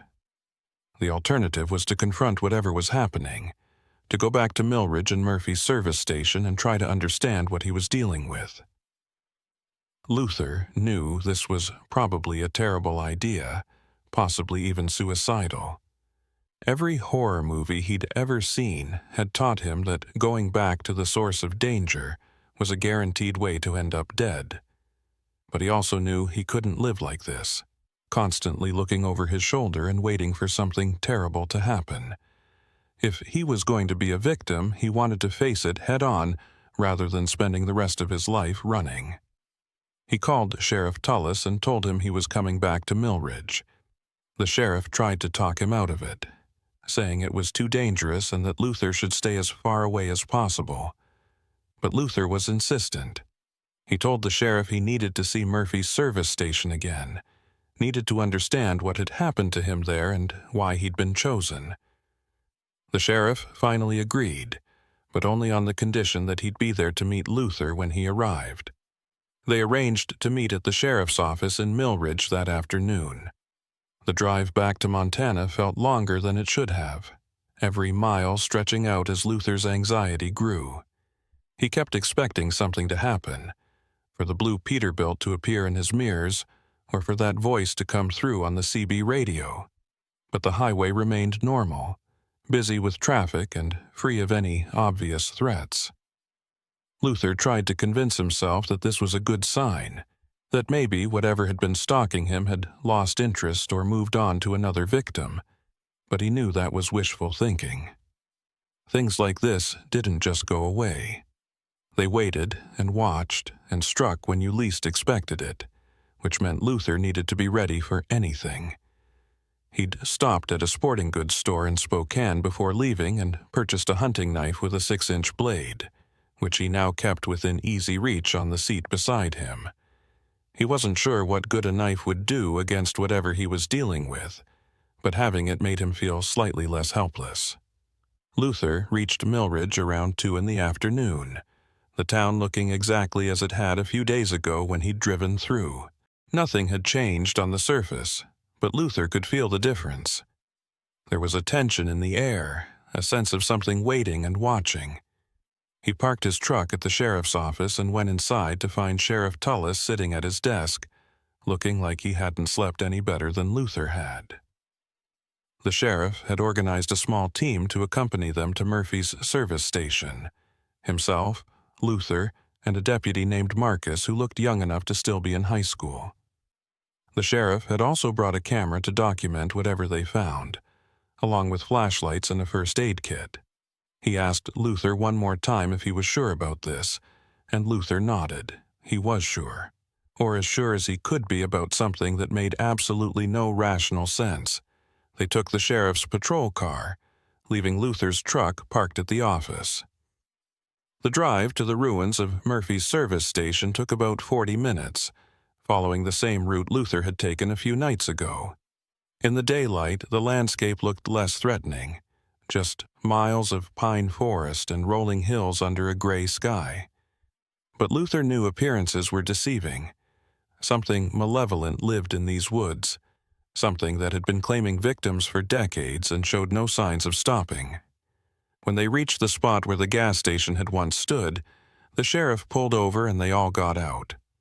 The ruins looked exactly as they had the last time Luther had seen them. A concrete foundation overgrown with weeds, a few pieces of twisted metal that might have been pump housings, and the partially collapsed wall with the bulletin board still attached. The bulletin board was empty now, all the photographs gone, removed by someone or something between Luther's last visit and today. The sheriff documented everything with his camera, taking wide shots of the entire site and close-ups of specific details. Luther walked around the perimeter, trying to remember exactly where the office had been when he'd visited it as a functioning gas station. He thought it had been roughly where the concrete foundation was now, but it was hard to be certain. His memory of that night was already starting to blur, taking on a dreamlike quality that made him question whether it had really happened at all. But he knew it had been real. The fuel gauge on his truck might not have changed, but the experience had been real in every way that mattered. He'd walked into that office, seen those photographs, paid cash for fuel that he'd never actually received. And in doing so, he'd somehow marked himself for attention by whatever force controlled this place. Luther was standing at the edge of the ruins, staring into the forest beyond, when he noticed something that made his heart skip. About 50 yards into the trees, barely visible through the dense undergrowth, was a structure. It looked like a small shed or cabin, built from weathered wood and partially hidden by the foliage. Luther called out to the sheriff and pointed toward the structure. None of them had noticed it before because the angle had been wrong, but from where Luther was standing now he could see it clearly. The sheriff and his deputy joined Luther, and together they made their way through the undergrowth toward the building. As they got closer, Luther could see that it was indeed a cabin, though calling it that might have been generous. It was more like a shack, roughly 10 feet by 10 feet with a single door and no windows. The wood was old and rotting, covered in moss and lichen, and the whole structure tilted at a precarious angle as if it might collapse at any moment. The sheriff approached the door carefully, his hand on the gun at his hip. He tried the handle and found it unlocked, the door swinging open with a creak that echoed through the quiet forest. Inside, the cabin was dark and smelled of decay and something else, something chemical that Luther couldn't quite identify. The sheriff shone his flashlight inside, illuminating a space that was empty except for a single object sitting in the center of the floor. A camera. It was an old Polaroid, the kind that produced instant photographs, and it looked like it had been sitting there for years. The sheriff photographed the camera from multiple angles before carefully picking it up. There was film loaded inside, the counter showing that several shots had already been taken. The sheriff ejected the film cartridge and handed it to his deputy, then used his flashlight to examine the rest of the cabin more closely. On the walls, barely visible in the dim light, were marks. They looked like they'd been carved into the wood with a knife or other sharp implement, forming patterns that Luther couldn't quite make sense of. The sheriff photographed these as well, moving around the small space to capture every detail. Luther stood in the doorway, reluctant to enter the cabin. There was something wrong about this place, something that made his skin crawl and his instincts scream at him to run. He could feel a presence here, not exactly hostile, but not welcoming either, watching and waiting to see what they would do. The sheriff seemed to feel it too because he finished his documentation quickly and backed out of the cabin, clearly eager to leave. They stood outside for a moment, catching their breath and trying to process what they'd found. The deputy asked if they should call in more resources, maybe get a forensics team out here to process the cabin properly. The sheriff agreed, but said they needed to finish their initial survey first. They spent another hour searching the area around Murphy's service station, looking for any other structures or evidence of what might have happened here. They found nothing else of interest, just more forest and the occasional piece of rusted metal or broken glass that might have been left over from the gas station's operation. As the afternoon wore on and the sky grew darker with approaching weather, the sheriff decided they'd done enough for one day. They made their way back to the patrol car, and Luther felt a sense of relief when they finally drove away from the ruins. Whatever was happening at Murphy's service station, whatever force had been documenting trucks and claiming victims for decades, it had felt stronger there, more concentrated, like they'd been standing at the center of something vast and malevolent, something that extended far beyond that small patch of forest. Back at the sheriff's office, they reviewed the photographs the sheriff had taken, comparing them to the images Meredith Claiborne had collected in her journal. The patterns carved into the cabin walls matched symbols Meredith had sketched. Strange, geometric designs that didn't correspond to any language or system the sheriff recognized. Meredith's notes suggested she'd believed these symbols were some kind of map or guide, directions to something she'd been trying to find. But what that something was, she'd never clearly explained. Her journal entries became increasingly cryptic and disjointed toward the end, as if her obsession with the mystery had begun to affect her mental state.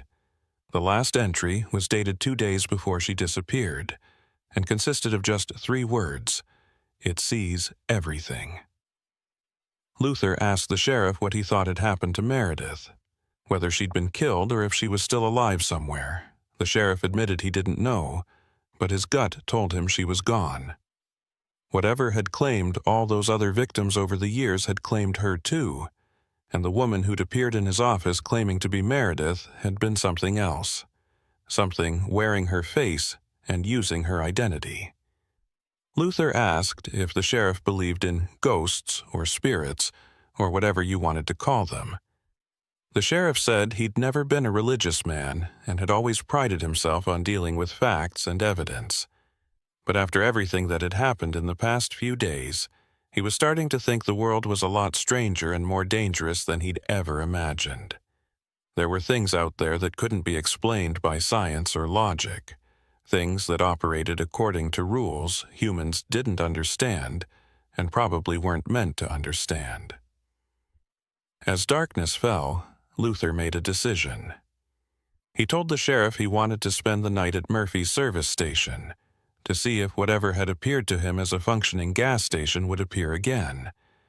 The sheriff immediately said this was a terrible idea, that Luther would be putting himself in danger for no good reason.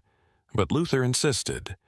He explained that running hadn't worked, that hiding wasn't an option, and that the only way to end this was to confront it directly. He wanted to understand what had happened to him, why he'd been chosen, and what the connection was between the gas station and all those disappearances. The sheriff tried to argue, but Luther could see he was wavering. Finally, the sheriff agreed, but only on the condition that he'd stay there with Luther. They'd camp out in the patrol car near the ruins and wait to see what happened. Luther accepted these terms, grateful for the company even though he knew the sheriff's presence might not make much difference if things went bad. They drove back to the ruins as night fell, the forest growing dark and silent around them. The sheriff parked the patrol car in the same spot where Luther had stopped his truck a few nights ago, positioning it so they had a clear view of the ruins. They settled in to wait, the sheriff monitoring the radio, while Luther watched the darkness beyond the windshield. Hours passed slowly, marked only by the occasional burst of static from the radio or the sound of wind moving through the trees. Around midnight, Luther noticed something that made him sit up straighter.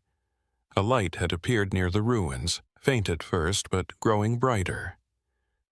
The sheriff saw it too and reached for his flashlight, but Luther stopped him. He wanted to see what would happen if they just observed without interfering. The light continued to grow, and gradually Luther could make out shapes forming in the darkness. The ruins were transforming, shifting and rebuilding themselves into the structure Luther had seen before. The gas station was manifesting again, complete with pumps and canopy and the small office with its flickering fluorescent light. Luther could see the bulletin board through the window, covered once again with photographs. The sheriff was staring at the scene with his mouth open, unable to believe what he was witnessing. Luther told him to stay in the car and started to open his door, but the sheriff grabbed his arm and asked what he thought he was doing. Luther said he needed to go inside, needed to see what was waiting for him there. The sheriff said absolutely not, that whatever this was, they needed to call for backup and approach it carefully. But Luther shook off the sheriff's hand and climbed out of the car. The night air was freezing, much colder than it had been just moments before, and Luther could see his breath forming clouds in front of his face. He approached the gas station slowly, every instinct screaming at him to turn around and run. but he forced himself to keep walking, his feet crunching on gravel that shouldn't exist. The office door was exactly where he remembered it, and when he pushed it open, the bell above jangled just as it had before. Inside, the space was dimly lit and smelled of cigarettes and old coffee. Behind the counter stood the gray-haired man Luther had seen before, wearing the same flannel shirt and regarding Luther with the same flat, unreadable expression. For a long moment, neither of them spoke. Then the man said, in a voice that sounded like wind through dead trees, "You came back." Luther found his voice and asked what this place was, what the man wanted from him. The gray-haired man didn't answer directly. Instead, he gestured toward the bulletin board behind him and said that Luther had been chosen, marked for documentation just like all the others before him. The man explained that Murphy's service station had never really closed, that it existed in a space between what was and what might have been, collecting records of travelers who passed through. Every truck that stopped here, every person who walked through that door, became part of the collection. Their images were captured, their routes documented, their entire lives recorded in photographs that existed outside normal time and space. The man said this had been happening for decades, long before Gerald Murphy bought the property and built his gas station, and it would continue long after everyone currently living had turned to dust. Luther asked why, what the purpose of all this documentation was. The gray-haired man smiled, but there was no warmth in it. He said that some questions didn't have answers that humans could understand, that there were forces in the world that operated according to their own logic and pursued goals that were incomprehensible to mortal minds. Luther had been documented, recorded, and filed away in the great collection, and now he belonged to this place just as Meredith Claiborne belonged to it, and just as all the others before them had belonged to it. The man said Luther could leave if he wanted, could walk back to the patrol car and drive away and try to resume his normal life. But he would never truly be free because he was part of the collection now, and the collection never forgot its own. Luther backed toward the door, his heart hammering. He asked what had happened to Meredith Claiborne, where she was now. The gray-haired man gestured toward the bulletin board again, and Luther saw that one of the photographs pinned there showed Meredith standing in this very office, her expression frozen in a moment of absolute terror. The man said she'd come looking for answers, just like Luther was doing now, and she'd found them. She'd learned the truth about Murphy's service station and all the disappearances, and that knowledge had changed her in ways she couldn't have anticipated. She was part of the collection now, existing in the photographs and the spaces between, forever documented and filed away. Luther asked if that was his fate too, if he would end up trapped in a photograph like Meredith. The gray-haired man said that was up to Luther. He could accept his place in the collection willingly, or he could fight it and make things more difficult for everyone involved. Either way, the outcome would be the same. Luther turned and ran from the office, bursting out into the cold night air. Behind him, he heard the gray-haired man calling out, saying there was no point in running, that Luther would always find his way back here eventually. Luther didn't look back. He sprinted toward the patrol car where Sheriff Tullis was waiting with the engine running. Luther threw himself into the passenger seat and yelled at the sheriff to drive, to get them away from this place as quickly as possible. The sheriff didn't need to be told twice. He gunned the engine and they peeled out, gravel spraying from under the tires. In the rearview mirror, Luther could see the gas station beginning to fade, the lights growing dimmer and the structure becoming translucent. Within seconds, it had vanished completely, leaving only the ruins behind. They drove in silence for several miles before either of them spoke. Finally, the sheriff asked what had happened in there, what the gray-haired man had said. Luther recounted the conversation as best he could remember it, though the details were already becoming fuzzy in his mind. The sheriff listened without interrupting. And when Luther finished, he was quiet for a long time. Then he said they needed to bring in state authorities, maybe even federal agents, people with resources and expertise beyond what his small-town sheriff's office could provide. Luther agreed, though he wasn't sure what any authorities could do against something like Murphy's service station. How did you fight a place that existed between moments, that operated according to rules that defied normal reality? How did you stop something that had been claiming victims for decades and showed no signs of stopping? When they reached the sheriff's office, Luther collected his truck and prepared to leave Millridge for what he hoped would be the final time. The sheriff promised to stay in touch, to let Luther know if anything new developed or if the investigation uncovered any useful information. Luther thanked him and climbed into his cab, eager to put as much distance as possible between himself and this cursed town.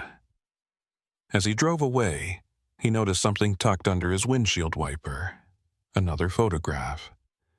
This one showed him standing in the office at Murphy's service station, captured from behind as he faced the gray-haired man. Luther's hands were raised slightly, as if in surrender or supplication, and the expression on the back of his head somehow conveyed absolute terror, even though his face wasn't visible. Luther grabbed the photograph and crumpled it up, throwing it onto the passenger seat, but even as he did so, he knew it wouldn't matter. He was part of the collection now, documented and filed away, and no amount of running would change that. Luther drove through the night, heading east toward Billings, but never quite sure if he'd actually arrive. The highway stretched ahead of him, familiar and yet somehow different, as if he was traveling through a landscape that existed slightly out of phase with normal reality.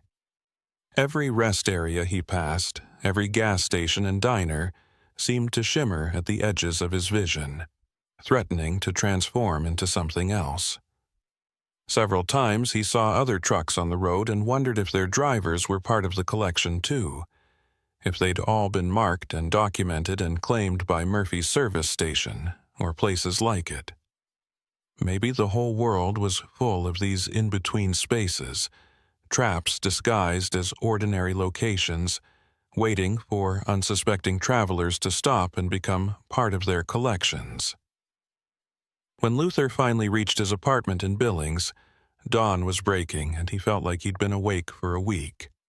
He parked his truck and sat in the cab for a long time, watching the sun rise over the city and wondering if this was real or just another manifestation of the gas station.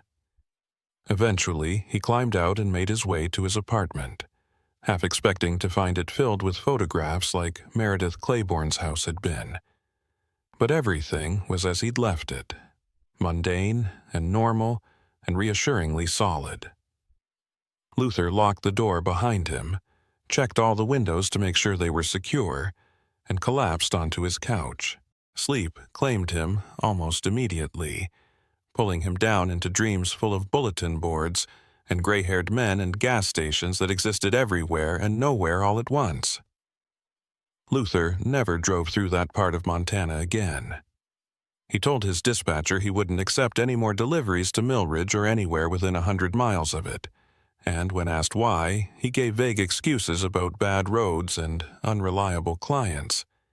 He switched to routes that kept him on major highways, avoiding backroads and county routes whenever possible. He never stopped at small, independent gas stations anymore, only pulling into large truck stops affiliated with national chains. And every night before he went to sleep, he checked his truck thoroughly to make sure there were no photographs tucked under the wipers or slipped through the door handles. Sometimes he found them anyway, images of his truck taken from impossible angles, printed on that same vintage photo paper. He'd crumple them up and throw them away, but he knew they'd keep coming. The collection never forgot its own, and Luther was part of the collection now.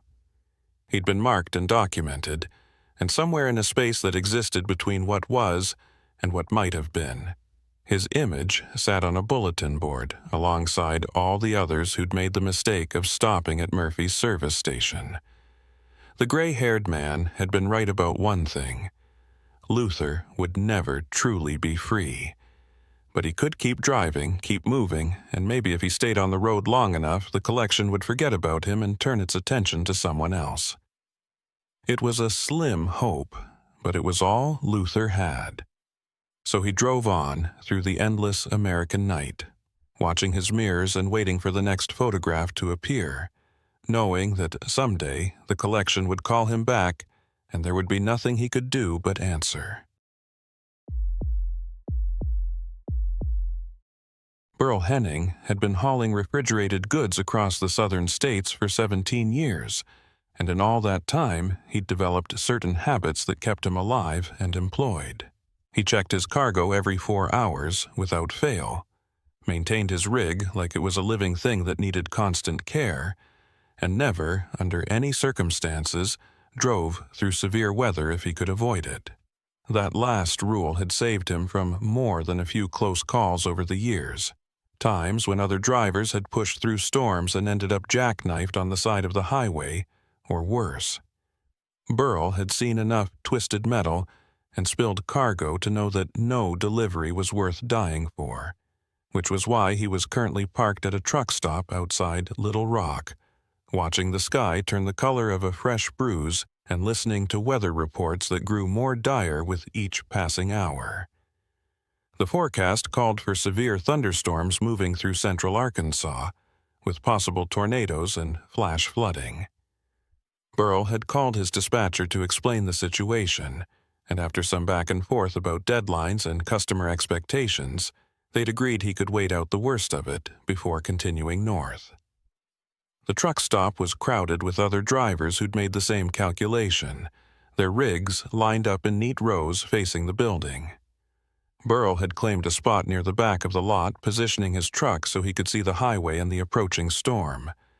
He'd been through his share of bad weather over the years, everything from blizzards in the Dakotas to ice storms in Tennessee, but there was something about these southern thunderstorms that made him particularly nervous.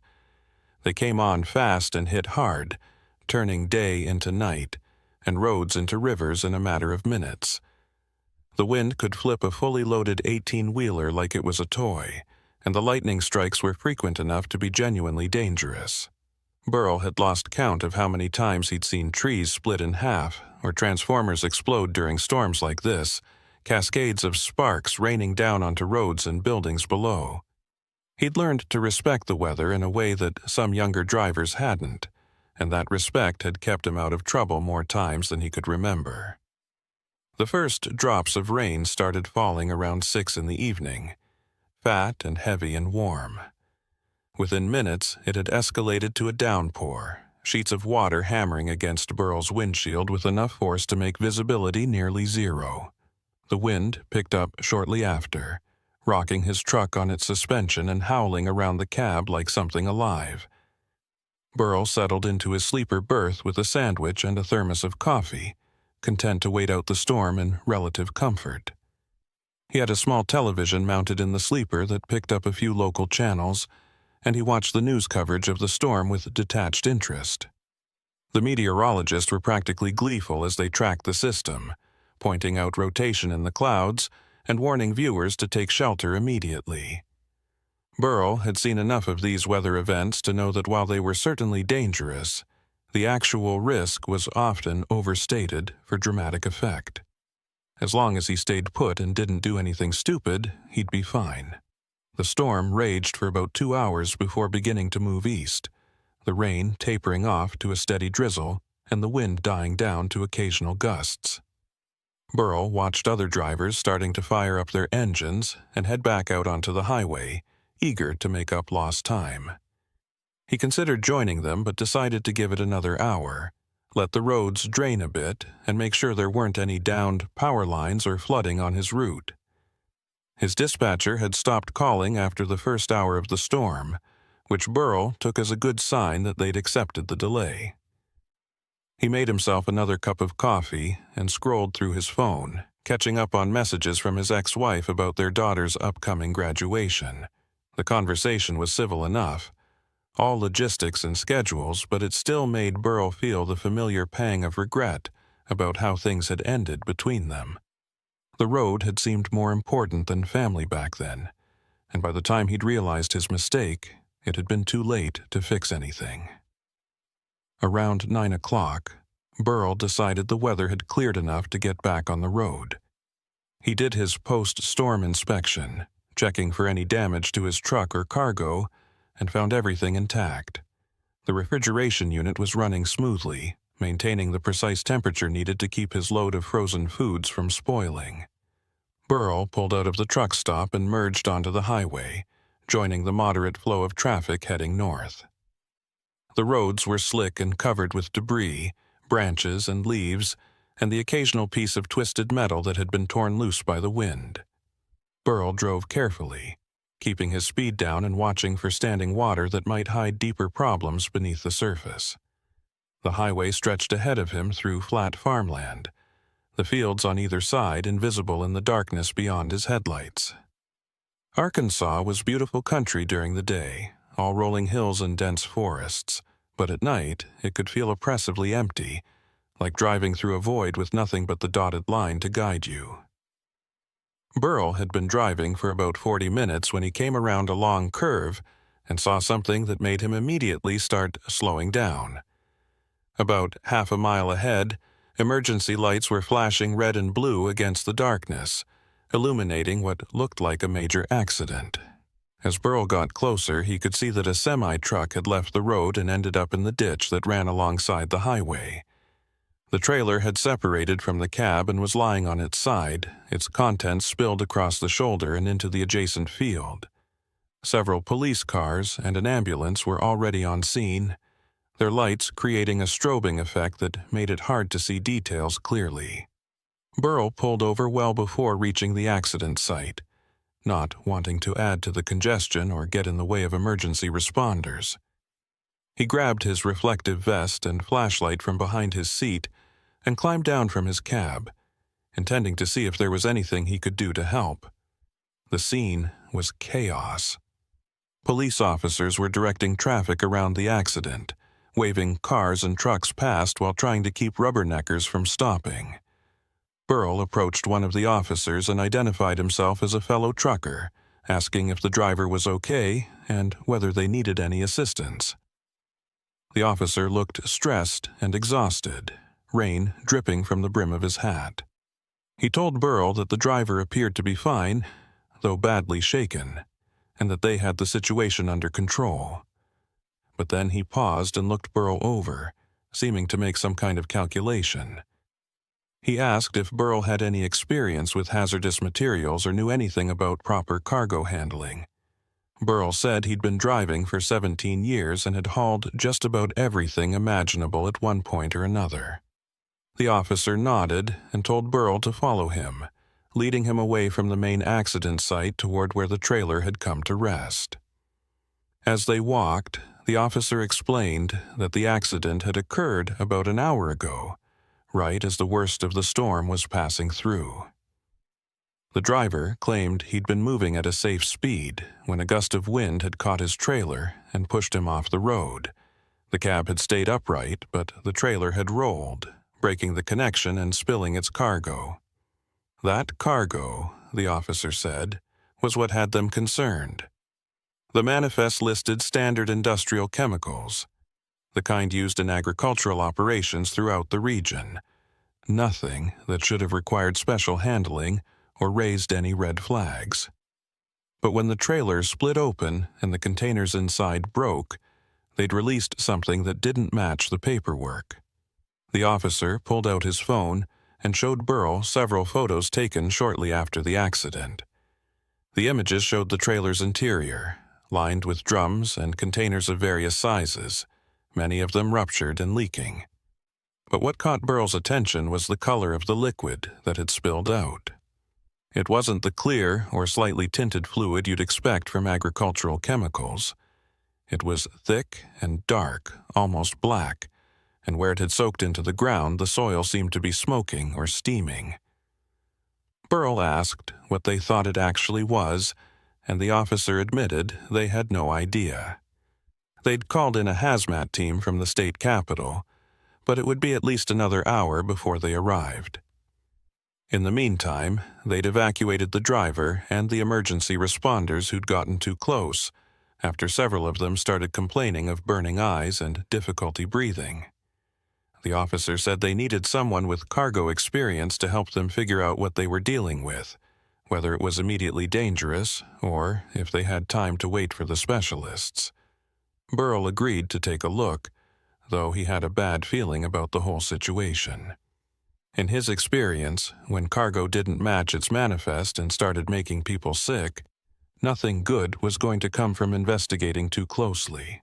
But he was here, and he had the knowledge they needed, so he followed the officer toward the overturned trailer, pulling his vest tighter and making sure his flashlight was working properly. The smell hit him before they'd gotten within 50 feet of the wreckage. It was chemical and sharp, burning the inside of Burl's nose and making his eyes water. But underneath that chemical smell was something else. Something organic and rotten that reminded Burl of the time he'd hauled a load of spoiled meat that had been sitting in a broken refrigeration unit for 3 days. The officer stopped at what he deemed a safe distance and told Burl not to get any closer than necessary. Burl nodded and approached the trailer carefully, playing his flashlight beam across the twisted metal and spilled containers. The trailer had been hauling a mixed load, with drums of various sizes secured to pallets. Many of these drums had broken open in the crash, their contents mixing together on the ground and creating the smoking, steaming mess the officer had described.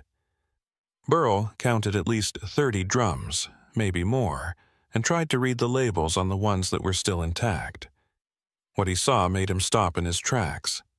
The drums were labeled with standard hazmat symbols and shipping codes, but the company names didn't match any suppliers Burl recognized. More troubling was that several of the intact drums had secondary labels, the kind you'd see on military or government shipments, marked with codes and warnings that Burl had only encountered a handful of times in his career. He'd once hauled a load for a defense contractor, medical supplies headed for a military base, and the paperwork had been covered in similar markings. But those had been legitimate government shipments with proper documentation and escorts. These drums looked like someone had taken government property and tried to disguise it as commercial cargo, stripping away the obvious military markings but missing the secondary labels that only experienced drivers would recognize. Burl played his light across the scene again, trying to count how many drums had these hidden military labels, and realized it was most of them. This wasn't a simple case of mislabeled agricultural chemicals. This was something much more serious. Burl returned to where the officer was waiting and explained what he'd found. The military labels, the government codes, the fact that nothing matched the manifest. The officer's expression grew darker with each detail Burl provided. He asked if Burl thought this was some kind of black market operation, maybe stolen military supplies being sold to private buyers. Burl said it was possible, but he was more concerned about what was actually in those drums and why it was causing such severe reactions in anyone who got near it. The officer agreed and said they needed to expand the evacuation zone immediately. He radioed to his colleagues, and within minutes, the perimeter was pushed back another 100 yards. More police cars arrived, along with a fire truck and what looked like the county sheriff's personal vehicle. Burl stood off to the side, watching as officials conferred in tight groups and made urgent phone calls. Whatever was in that trailer, it had just become a major incident, and Burl had the sinking feeling he'd stumbled into something he was going to regret getting involved with. A man in a suit emerged from the sheriff's vehicle and made a beeline for the officer Burl had been speaking with. They had a brief, intense conversation, with the suited man doing most of the talking and the officer occasionally gesturing toward the overturned trailer. Then the suited man turned and looked directly at Burl, his expression unreadable. He walked over and introduced himself as Foster Quill, a regional coordinator for the state's Environmental Protection Agency. Foster asked Burl to explain exactly what he'd seen, and what made him think the cargo had military origins. Burl repeated his observations about the labels and codes, trying to be as precise as possible. Foster listened without interrupting, his face growing increasingly grave. When Burl finished, Foster was quiet for a long moment before speaking. He told Burl that what he'd stumbled onto was part of an ongoing investigation into illegal disposal of industrial and military waste, and that the state had been trying to track down the source of these shipments for the past 6 months. According to Foster, someone had been collecting hazardous materials from various sources, everything from old pesticides to experimental chemicals from shuttered research facilities, and mixing them together to create a toxic cocktail that was then being dumped illegally across the state. The dumps were always in remote locations, farmland or forest far from populated areas, and they were being done at night to avoid detection. But the operation had been getting bolder lately, with larger quantities being moved and more frequent dumps. Foster's team had been working with law enforcement to intercept these shipments, but they'd always been one step behind. Now, thanks to the storm and this accident, they finally had their hands on an actual load of the material and a driver who could potentially provide information about the operation. Foster asked if Burl would be willing to stick around and answer more questions once the hazmat team arrived and the scene was secured. Burl agreed, though he was already calculating how much time this was going to add to his delivery schedule and how angry his dispatcher was going to be. The hazmat team arrived about an hour later, 6 people in full protective suits who immediately took control of the scene. They set up containment barriers around the spilled material and began the process of sampling and cataloging everything they found. Burl watched from a distance as they worked with methodical precision, treating the site like it was a crime scene as much as an environmental hazard. Foster spent most of his time on the phone, speaking in low, urgent tones to people Burl assumed were higher up in the state government. At one point, Foster came over and told Burl that the driver of the wrecked truck was being held for questioning, and that state police were in the process of tracing the truck's registration and the company it supposedly belonged to. Foster said they expected to find the whole thing was a front, shell companies stacked on top of each other to hide who was really behind the operation. Burl asked what would happen if they actually caught whoever was responsible, and Foster's expression hardened. He said they'd be looking at federal charges, years in prison, and fines large enough to bankrupt anyone who wasn't a billionaire. Around midnight, Foster told Burl he could go, but asked for contact information in case they needed to follow up with more questions.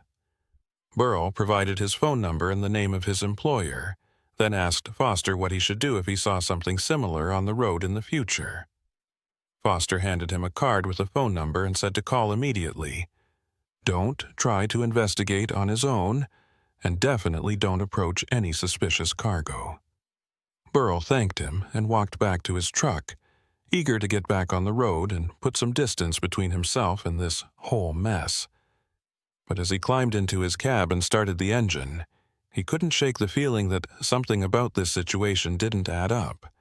The military labels, the government codes, the sophisticated operation to disguise and transport illegal materials. It all pointed to something bigger than just a few criminals trying to make money off illegal dumping. It felt organized, maybe even sanctioned by someone with real power and resources. And if that was true, then stumbling onto this accident might have been the worst piece of luck Burl had experienced in his entire career. Burl pulled back onto the highway and continued north, his mind racing with everything he'd seen. The smoking black liquid, the drums with their hidden labels, the hazmat team treating the site like it was radioactive. He tried to focus on the road ahead, on getting his cargo delivered and getting home, but his thoughts kept returning to that overturned trailer. He'd been around enough chemical spills to know when something was genuinely dangerous, and this had been beyond anything in his experience. The way the ground had reacted where the liquid touched it, almost like it was being eaten away. The severe reactions from people who'd gotten too close. The military codes that suggested this material had originally been created for purposes Burl didn't want to think about too carefully. He found himself checking his mirrors obsessively, half expecting to see police cars or unmarked government vehicles following him, though that was probably just paranoia talking. The highway was mostly empty at this hour, just the occasional car or truck passing in the opposite direction. Burl kept his speed steady and his attention focused, but part of his mind was elsewhere, turning over the details of the accident and trying to make sense of what he'd witnessed.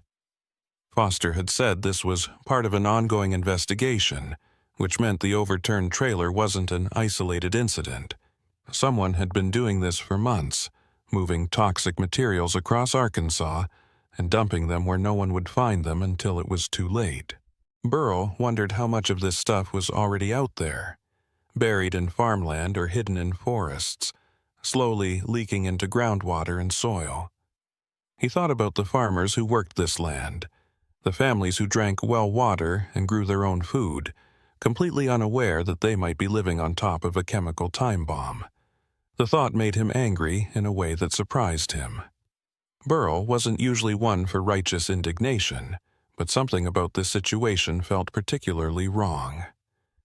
Around 1 in the morning, Burl saw headlights approaching from behind, gaining on him quickly. He checked his mirrors and saw what looked like a pickup truck, moving well above the speed limit. The truck pulled up close behind him, closer than was safe or legal, and stayed there for several minutes. Burl tried changing lanes to let it pass, but the pickup changed lanes too, maintaining its position right on his bumper. Burl felt his anxiety spike. He grabbed his CB radio and tried to raise someone, anyone who might be monitoring the channel, but all he got was static. The pickup stayed locked on his tail for another few miles, close enough that Burl could see 2 figures in the cab, though he couldn't make out any details in the darkness and the glare of their headlights. Then, without warning, the pickup accelerated and pulled alongside Burl's trailer, matching his speed exactly. Burl glanced over and saw the passenger window roll down, and for a moment he thought they were going to try to communicate with him. Instead, something flew out of the window and bounced off his trailer with a metallic clang. The pickup dropped back and then accelerated again, pulling past Burl and disappearing up the highway. Burl's heart was pounding as he tried to figure out what had just happened. Had they thrown something at his truck? Was it a warning, or just some drunk idiots harassing a random trucker? He considered pulling over to check for damage, but decided against it. If that pickup had been following him from the accident site, stopping alone on a dark highway was probably the last thing he should do. Instead, Burl pushed his truck a little faster, eager to reach the next town or truck stop where there would be lights and people and safety in numbers. He kept one eye on his mirrors, watching for any sign that the pickup was coming back, but the road behind him remained empty. Whatever message they'd been trying to send, they seemed satisfied that it had been delivered. Burl reached a small town called Clarksville about 30 minutes later and pulled into a gas station that was thankfully still open despite the late hour. He parked under the bright lights of the fuel island and got out to inspect his trailer. It took him a few minutes to find what the pickup had thrown at him, a rock about the size of a softball, wrapped in what looked like a piece of torn cloth. The rock had dented his trailer slightly but hadn't done any serious damage. Burl unwrapped the cloth and found a message scrawled in black marker. "Mind your business, or next time we won't miss." The words were crude and simple, but their meaning was clear enough. Someone had followed him from the accident site and wanted to make sure he understood the consequences of getting involved. Burl felt a chill run down his spine that had nothing to do with the cool night air. He'd been right to be paranoid. This wasn't just some random criminal operation. This was organized, with resources and people willing to use violence to protect it. Burl stood under the harsh fluorescent lights of the gas station, staring at the threatening message wrapped around the rock. His first instinct was to call the police, But something stopped him. The people who'd thrown this at his truck had known exactly where to find him, which meant they'd been watching since he left the accident site. If they could follow him this easily, they probably had connections that went beyond simple criminal enterprise. Calling local cops might just make things worse, especially if whoever was behind this operation had people on the payroll. Instead, Burrell pulled out the card Foster Quill had given him and dialed the number. It rang 4 times before going to voicemail. Burrell left a message explaining what had happened, described the pickup truck as best he could, and said he was continuing to his destination but wanted Foster to know someone was actively threatening witnesses.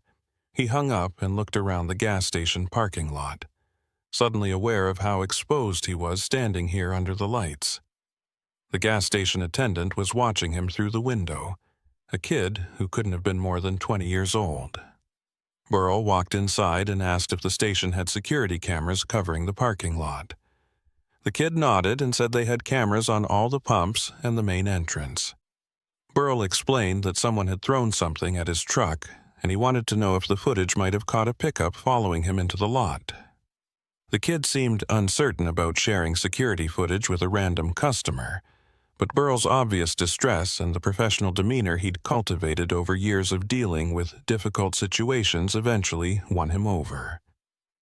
The kid disappeared into a back office and returned a few minutes later with a grainy printout from the security system.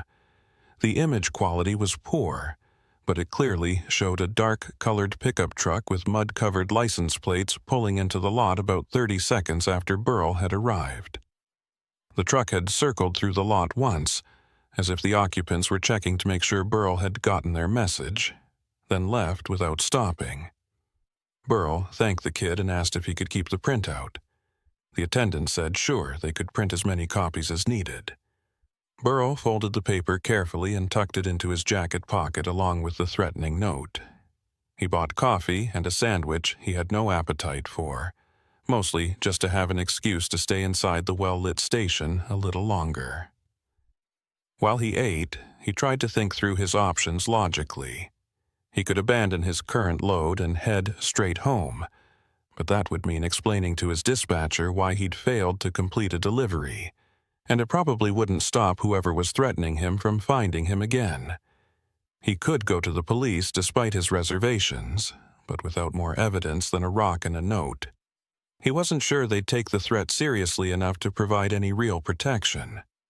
Or he could do what the note said and mind his own business, complete his delivery and hope that staying quiet would be enough to keep him safe. The third option should have been the most appealing, but Burrell found he couldn't quite commit to it. Something about what he'd seen at that accident site, the military labels and the smoking chemical sludge, had gotten under his skin in a way he couldn't ignore.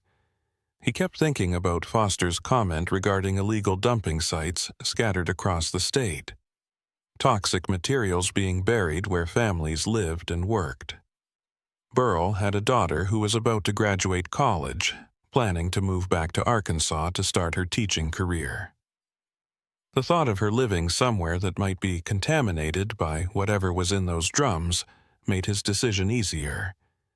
He wasn't going to just walk away and pretend none of this had happened, but he also wasn't stupid enough to confront dangerous people without backup. He needed more information before he could figure out his next move. Burrell finished his coffee and headed back to his truck, checking the parking lot carefully before climbing into the cab. The rock and its threatening message went into his glove box along with the security footage printout. He still had about 4 hours of driving before he reached his delivery point in northern Arkansas, and he planned to use that time to think. The highway was empty as he pulled back onto it, just darkness stretching in all directions and the occasional distant farmhouse light. Burrell kept his speed steady and his senses alert, watching for any sign of the pickup truck returning. His CB radio remained mostly quiet, just occasional bursts of chatter from other drivers too far away to make out clearly. Around 2:30 in the morning, Burrell's phone rang. It was Foster Quill, calling back about the voicemail. Foster sounded exhausted but also deeply concerned.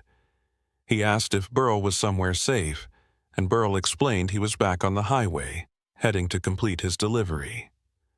Foster told him that was probably the smartest thing he could do at this point. Just act normal and don't do anything that might draw more attention. The investigation at the accident site had revealed that the drums contained exactly what Foster had feared: a mixture of industrial chemicals, banned pesticides, and what appeared to be waste from some kind of biological research facility. The hazmat team had found traces of compounds that shouldn't exist outside of government-controlled laboratories, stuff that was so dangerous it required special permits and protocols just to transport. Someone had collected all of this material from various sources and was mixing it together, creating something even more toxic than the individual components. The fact that they were then dumping this nightmare cocktail across Arkansas suggested either complete disregard for human life or something more sinister, though Foster couldn't imagine what purpose it could serve beyond making vast swaths of land uninhabitable. Foster said the driver of the wrecked truck had lawyered up immediately and wasn't talking. But state police had traced the truck's registration to a shell company based in Delaware that existed only on paper. Burl asked if Foster had any leads on who might be behind the operation, and there was a long pause before the answer came. Foster said they had suspicions, but nothing concrete enough to act on. The sophistication of the operation, the military-grade materials, the network of shell companies, all of it suggested someone with serious resources and connections. Foster had flagged the case for federal attention, and he expected FBI agents would be involved by morning. In the meantime, he strongly advised Burl to be careful, complete his delivery, and then lay low for a few days until they had a better handle on who they were dealing with. Foster promised to keep Burl updated as the investigation progressed, and told him to call immediately if anyone approached him or if he noticed anything else suspicious. Burl agreed and hung up, feeling only marginally better about the situation. At least Foster was taking the threat seriously, which meant Burl wasn't being paranoid about the danger he might be in. The remainder of the drive passed without incident, though Burl couldn't shake the feeling of being watched. Every set of headlights that appeared behind him made his pulse quicken, and he found himself taking note of every vehicle he passed, trying to memorize makes and models in case he needed to report them later. By the time he reached his delivery location, a distribution center on the outskirts of a small town called Berryville, dawn was breaking, and Burl felt like he'd aged 10 years overnight. The unloading crew was efficient and professional, and within an hour, Burl was back on the road with an empty trailer, officially done with this particular job. He should have felt relieved, but instead his anxiety was growing. Now that he wasn't focused on making his delivery, his mind was free to fully process everything that had happened, and the implications were becoming clearer and more frightening. Someone was poisoning Arkansas farmland with illegal chemical waste, and they were willing to threaten or possibly harm anyone who interfered with their operation. Burl decided not to head straight home. Instead, he drove to a truck stop about 50 miles south of Berryville and parked in a spot where he could see anyone approaching from any direction. He needed sleep desperately, but he also needed to figure out his next move. He called his ex-wife, something he rarely did outside of scheduled conversations about their daughter, and told her he might be out of contact for a few days due to work complications. She asked if everything was okay, and Burl lied and said it was fine, just some paperwork issues with a delivery that needed sorting out. They talked briefly about their daughter's upcoming graduation, and Burl promised he'd be there no matter what. After they hung up, Burl sat in his cab and stared at the truck stop, watching other drivers come and go, all of them going about their normal routines without any idea that something deeply wrong was happening in the state they were traveling through. Around 10 in the morning, Burl's phone rang again. This time, it was a number he didn't recognize, a local Arkansas area code. He almost didn't answer, worried it might be whoever had threatened him the night before, but curiosity won out. The voice on the other end was male, older, with the slow, careful drawl of someone who'd spent their entire life in rural Arkansas. The man introduced himself as Wade Tolliver and said he was a farmer who lived not far from where the accident had occurred. Wade explained that he'd been at the accident site early that morning, talking to police and environmental officials about the chemical spill. One of the officers had mentioned that a trucker named Burl Henning had been helpful in identifying the cargo and had provided contact information in case anyone had additional information about the incident. Wade said he had information, but he wasn't comfortable sharing it with government officials for reasons he'd explain if Burl was willing to meet with him in person. Burl's first reaction was suspicion. How had Wade gotten his phone number? Had one of the officers actually given it out? Or was this connected to whoever had threatened him last night? Wade seemed to sense Burl's hesitation and quickly added that he understood if Burl didn't want to get more involved, but that what he had to share was important and potentially dangerous if it fell into the wrong hands. Wade said he'd been finding evidence of illegal dumping on his property for the past 3 months, and he'd been documenting everything he found, taking photos and collecting samples. He'd been planning to go to the authorities, but after seeing how the accident scene was being handled, with state officials and hazmat teams and what looked like federal agents starting to show up, he'd realized this was bigger than he'd thought. He needed to talk to someone who'd seen the cargo firsthand, someone who could help him understand what he was dealing with before he decided whether to go public with what he'd found. Burl asked why Wade thought he could trust him, and Wade's answer was simple. Because Burl had stopped to help at the accident scene instead of just driving past, and because the officers said Burl had seemed genuinely concerned about the environmental impact. Wade said he was 73 years old, had been farming the same land for 50 years, and he wasn't going to let his final years be spent watching his property turn into a toxic waste dump. He needed help, and right now, Burl was the closest thing to an ally he had. Burl thought about this for a long moment. Meeting with Wade could put him in more danger, could draw additional attention from whoever was behind the dumping operation, but it might also provide answers about what was really going on, and maybe even evidence that could help Foster and the authorities shut down the operation permanently. Burl asked where Wade wanted to meet, and Wade gave him directions to a small diner in a town called Jasper, about 40 miles from where Burl was currently parked. The drive to Jasper took Burl through more of the same Arkansas farmland he'd been traveling through for years, but now he saw it differently. Every field and forest could potentially be hiding buried chemical drums. Every stream could be contaminated with toxic runoff. The land looked peaceful in the morning sunlight, but Burl knew appearances could be deceiving. He found the diner easily enough, a classic American establishment that looked like it hadn't changed since the 1970s. Wade had told him to look for an old man in a John Deere cap sitting in the back booth, and Burl spotted him immediately when he walked in. Wade Tolliver looked exactly like what he claimed to be, a weathered farmer with calloused hands and sun-damaged skin, someone who'd spent a lifetime working outdoors. He stood when Burl approached and shook his hand with a grip that was surprisingly strong for someone his age. They ordered coffee and pie from a waitress who clearly knew Wade and treated him with the familiar respect small-town folks reserved for long-time residents. Once she'd left, Wade pulled out a folder from the bag at his feet and laid it on the table between them.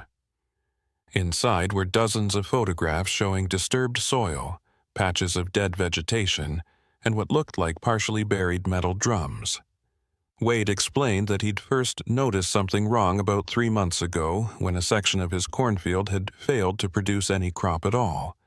The soil in that area had turned dark and oily, and when he'd tried to dig into it, he'd found 3 drums buried about 4 feet down. He'd been smart enough not to open them, but he'd photographed them extensively and then called the county environmental office to report the find. They'd sent someone out to take a look, but according to Wade, the inspector had seemed more interested in downplaying the situation than investigating it properly. The inspector had told Wade the drums were probably old agricultural waste from decades ago, nothing to worry about, and had filed a report that essentially closed the case. But Wade hadn't been satisfied with that answer. He'd started systematically searching his property, all 800 acres of it, looking for more evidence of dumping. He'd found 6 more burial sites, each containing multiple drums, and he'd documented all of them. He'd also started asking around among his neighbors, and several of them had reported similar discoveries on their land. Most had followed the inspector's advice and stopped investigating, but a few had contacted private environmental testing companies and had their soil analyzed. The results had been alarming. Concentrations of heavy metals and toxic compounds well above safe levels, with some areas contaminated badly enough that the testing companies had recommended the land be declared a Superfund site. Wade had collected copies of these test results, and they were all in the folder along with his photographs. He told Burl that he'd been planning to take all of this evidence to the state environmental agency, but after seeing the response to last night's accident, he was now convinced that local and state officials already knew about the dumping and were either incompetent or complicit. Burl looked through the folder, his stomach churning as he reviewed the documentation. This wasn't just a few isolated incidents. This was a systematic contamination of farmland across multiple properties, affecting dozens of families and potentially thousands of acres. Wade's photographs showed clear patterns, with burial sites following property lines and access roads, suggesting whoever was doing the dumping had detailed maps and knowledge of the area. Some of the drums visible in the photos had the same secondary military labels Burl had seen on the cargo from last night's accident, confirming that this was all connected. Burl asked Wade if he'd noticed any suspicious activity on his property, trucks coming and going at odd hours or people surveying his land. Wade said he hadn't seen anything personally, but one of his neighbors claimed to have spotted trucks with covered trailers driving through the area late at night, always taking back roads and avoiding the main highways. Wade leaned forward and lowered his voice, even though the diner was nearly empty and nobody was sitting close enough to overhear. He said he'd been doing some research into who owned the properties where dumping had been discovered, and he'd found something disturbing. Over the past 2 years, several of the affected farms had been quietly purchased by the same investment group, a company called Tallgrass Agricultural Holdings. The sales had been handled discreetly, with non-disclosure agreements and terms that prevented the former owners from discussing the transactions.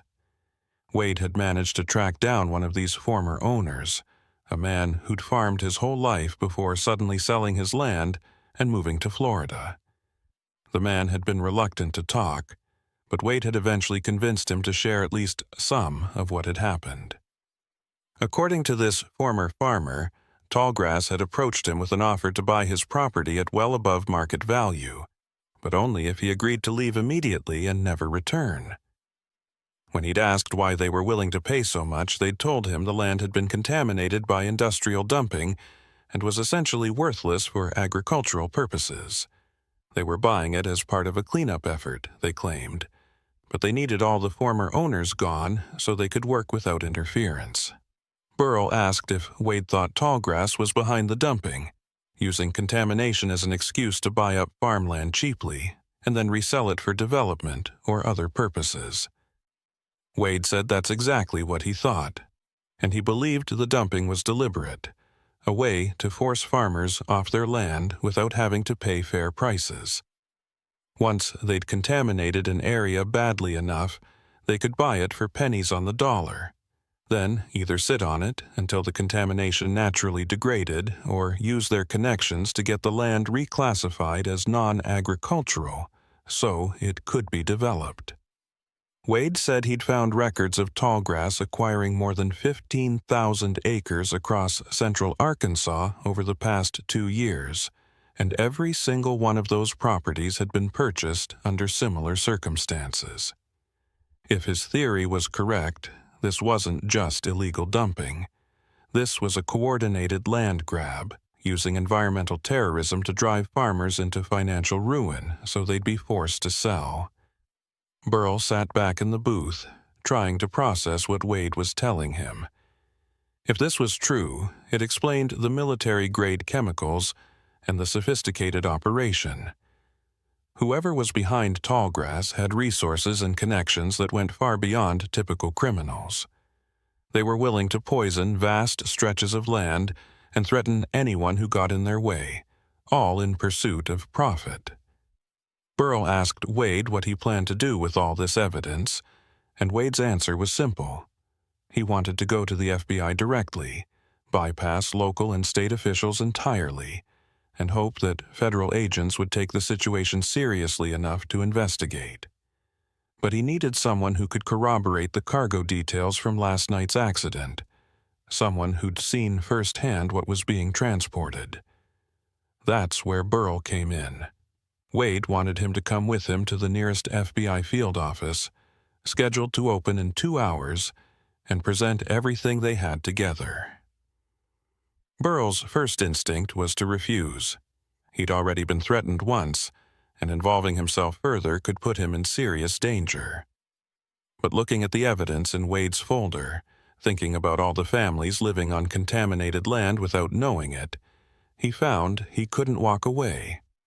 His daughter was planning to move back to Arkansas, and for all Burl knew, she might end up living somewhere affected by this dumping.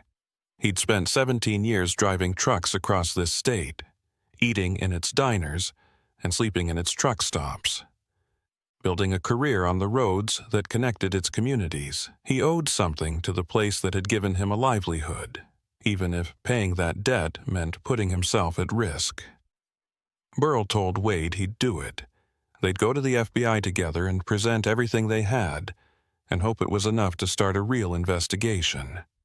Wade's relief was visible, his weathered face relaxing into something approaching a smile.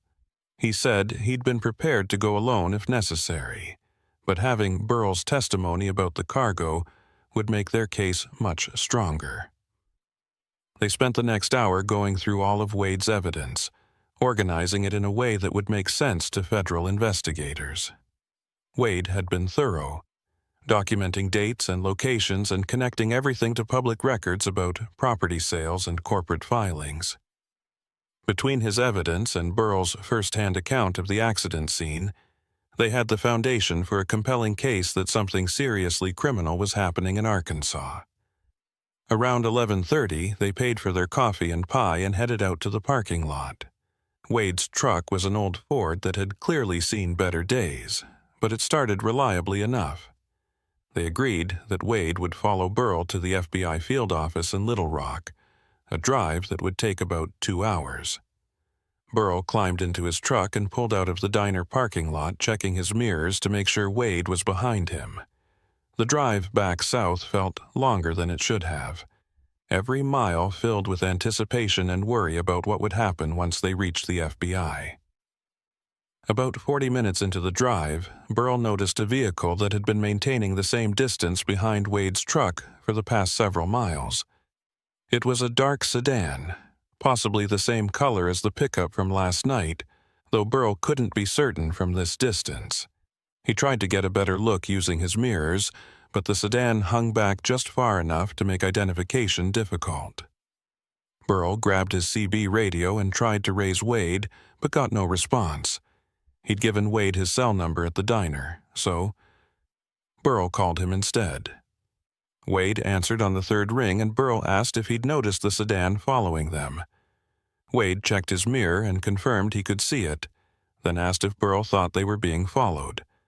Burl said he didn't know for sure, but they should assume the worst and take precautions. He told Wade to stay close and not to stop for anything until they reached the FBI office. They continued driving, and the sedan continued following at the same steady distance. Burl tried to convince himself it was just coincidence, that this was a public highway, and other people had legitimate reasons to be traveling the same route. But his instincts told him otherwise. Someone knew what they were planning and was monitoring their movements, waiting to see if they'd actually go through with reporting to federal authorities. Burl called Foster Quill and explained the situation, and Foster immediately told him to call 911 if the sedan made any aggressive moves.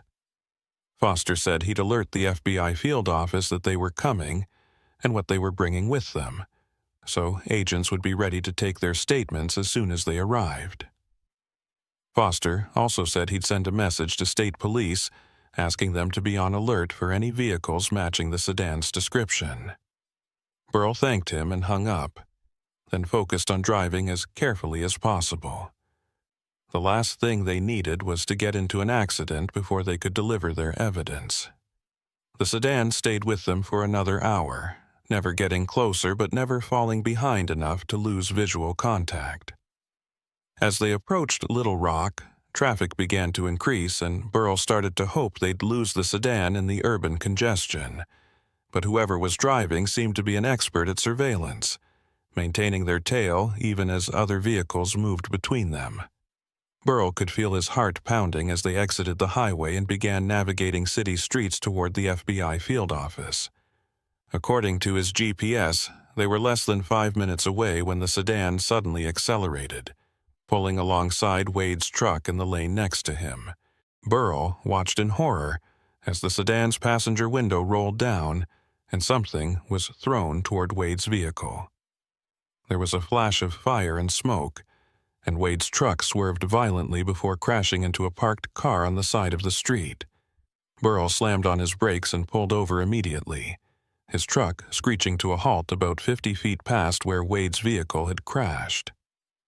He threw open his door and jumped down, running back toward the smoking wreckage. The sedan that had thrown the projectile was already accelerating away, disappearing into traffic before Burl could get a clear look at the license plate.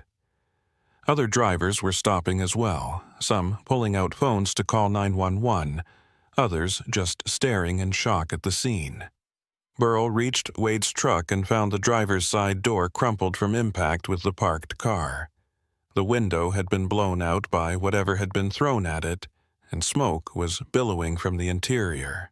Through the haze, Burl could see Wade slumped over the steering wheel, blood running down the side of his face from a cut on his forehead. Burl tried the door, but it was jammed shut from the collision. He ran around to the passenger side and found that door was damaged as well, but not as badly. After several hard yanks, he managed to get it open enough to reach inside. Wade was conscious but dazed, mumbling something Burl couldn't understand. The smell inside the truck was acrid and chemical, and Burl realized that whatever had been thrown through the window was still smoldering on the seat next to Wade. It looked like some kind of homemade incendiary device, a glass bottle filled with liquid and wrapped with a burning rag. The bottle had shattered on impact, and the liquid had splashed across the seat and floor, filling the cab with toxic fumes. Burl knew he needed to get Wade out immediately before the fumes overwhelmed him or the fire spread. He reached across Wade's body and unfastened the seatbelt, then grabbed the older man under his arms and pulled with all his strength. Wade was heavier than he looked, solid muscle built from decades of farm work, but adrenaline gave Burl the strength he needed. He managed to drag Wade out of the truck and away from the vehicle, laying him down on the sidewalk about 20 feet from the wreckage. Other bystanders had gathered by now, and someone said an ambulance was on the way. Burl knelt beside Wade and checked his vital signs as best he could. Wade's pulse was strong, and his breathing seemed normal despite the smoke exposure, but the cut on his head was bleeding heavily, and his eyes weren't quite focusing properly. Burl pulled off his jacket and pressed it against the wound, applying pressure to slow the bleeding. Wade's eyes finally found Burl's face, and recognition flickered in them. He tried to speak, his voice coming out as a hoarse whisper. He said something about the folder, about the evidence they'd been bringing to the FBI. Burl looked back at Wade's truck and saw smoke was now pouring from the broken windows in earnest. Whatever was burning inside was spreading, and within minutes the whole cab would be engulfed. The folder, with all of Wade's documentation, the photographs and soil test results and property records, was still inside the truck. Without that evidence, they had nothing concrete to present to federal investigators, just their testimony, which could easily be dismissed or discredited. Burl made a split-second decision that he'd spend the rest of his life questioning. He told Wade to stay put and keep pressure on the wound, then ran back toward the burning truck. Several bystanders shouted at him to stop, that it was too dangerous, but Burl ignored them. He reached the passenger door and could feel the heat radiating from inside even before he looked in. The fire had spread from the initial impact point and was now consuming the seat cushions and climbing up the door panels. Burl could see the folder on the floor of the passenger side, partially hidden under debris from the shattered window. He took a deep breath, held it, and reached into the cab. The heat was intense and the smoke immediately made his eyes water. His fingers found the folder, and he grabbed it, pulling it free just as flames licked across the dashboard. He stumbled backward, clutching the folder to his chest, and got about 10 steps away before the truck's gas tank ignited with a dull whump that knocked him off his feet. Burl hit the pavement hard, the folder flying from his hands and scattering papers across the sidewalk. He rolled over and looked back to see Wade's truck fully engulfed in flames, black smoke billowing into the sky. His ears were ringing from the explosion, and he could feel burns on his hands and face where the heat had touched him. But he was alive, and more importantly, he'd recovered the evidence. Other people rushed over to help him, asking if he was okay, pulling him further from the burning vehicle. Burl nodded numbly and started gathering the scattered papers, shoving them back into the folder with shaking hands. Someone brought him a bottle of water, and he used it to cool his burned hands, hissing at the pain. In the distance, sirens were approaching, multiple emergency vehicles converging on the scene. Burl looked over to where Wade was lying and saw that an off-duty nurse had taken over applying pressure to his wound. Wade's eyes found Burl's again, and he mouthed 2 words. "Thank you." The ambulance arrived first, followed quickly by police cars and a fire truck. Paramedics split into 2 teams, one working on Wade and the other checking Burl for injuries. Burl's burns were mostly first-degree, painful but not serious, and the paramedics treated them with cooling gel and bandages. Wade was in worse shape with a possible concussion and definite smoke inhalation, so they loaded him onto a stretcher and prepared to transport him to the hospital. Before they could take him away, Burl pushed past the paramedics and pressed the folder into Wade's hands. He told Wade to give this to the FBI, to tell them everything, and not to let anyone take it from him until federal agents had seen every page. Wade gripped the folder like it was the most precious thing in the world and nodded. Then the paramedics loaded him into the ambulance and drove away, sirens wailing. Burl gave his statement to the police, explaining about the sedan that had followed them and thrown the incendiary device. He described the vehicle as best he could, though he hadn't gotten a clear look at the license plate or the occupants. The officers took notes and assured him they'd review traffic camera footage from the area to try to identify the vehicle. One of them asked why Burl and Wade had been targeted, and Burl explained about the illegal dumping operation and the evidence they'd been planning to present to the FBI. The officer's expression changed when he heard this, becoming more serious and concerned. He excused himself and made a phone call, speaking in low tones that Burl couldn't quite hear. When he returned, he told Burl that FBI agents were on their way to take over the investigation, and that Burl should wait at the scene until they arrived. Burl agreed, though every instinct told him he should leave immediately and put as much distance as possible between himself and whatever was happening here. The FBI agents arrived about 20 minutes later. 2 men in suits who introduced themselves, but whose names Burl immediately forgot in his shocked and exhausted state.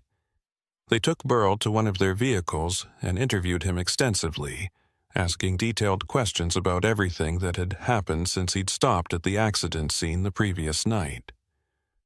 Burl told them everything. The military labels on the drums, Foster Quill's investigation, the threatening message thrown at his truck, his meeting with Wade, and the evidence they'd been bringing to present to federal authorities. The agents listened without interrupting, taking notes and occasionally asking for clarification on specific points.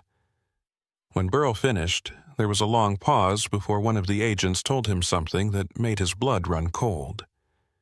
They'd already been investigating Tallgrass Agricultural Holdings for the past 4 months, as part of a larger probe into organized crime connections to environmental crimes across multiple states. According to the agents, Tallgrass was a front company for a criminal organization that had developed a lucrative side business in illegal waste disposal. They'd charge industrial clients and government facilities enormous fees to properly dispose of hazardous materials. Then, instead of actually following proper disposal procedures, they'd simply dump everything on remote farmland and pocket the difference.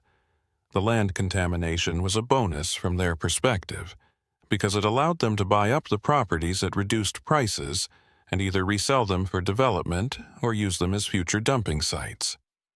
The organization had been operating for at least 5 years, possibly longer, and the agents estimated they'd already contaminated more than 50,000 acres across Arkansas, Missouri, and Oklahoma.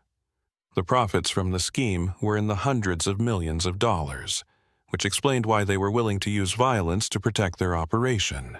The agent said that Wade's evidence, combined with the cargo from last night's accident, would provide the concrete proof they needed to move forward with arrests and prosecutions. Burl asked if he and Wade were in danger now that they'd come forward, and the agent's answer wasn't reassuring. They said protective custody could be arranged if necessary, but their best assessment was that the organization would be more focused on damage control than retaliation at this point. The accident and the attack on Wade had drawn too much attention, and going after witnesses now would only make things worse for them. The agents believed the people behind Tallgrass would be more likely to destroy evidence and flee than to continue attacking anyone. Burl wanted to believe this, but the memory of that sedan following them and the incendiary device crashing through Wade's window was too fresh. These people had already demonstrated they were willing to use violence, and he wasn't convinced they'd suddenly become cautious just because federal investigators were involved. The agents gave Burl their contact information and told him to call immediately if he felt threatened or noticed anything suspicious. They also asked him to stay available for the next few weeks, as he'd likely need to testify before a grand jury once indictments were filed. After the FBI agents finished with him, Burl was finally allowed to leave the scene.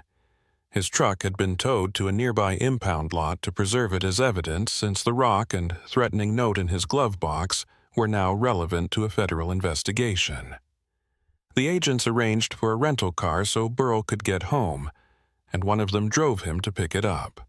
During the drive, the agent told Burl that he'd done the right thing by stopping to help at the accident scene and by agreeing to testify about what he'd seen.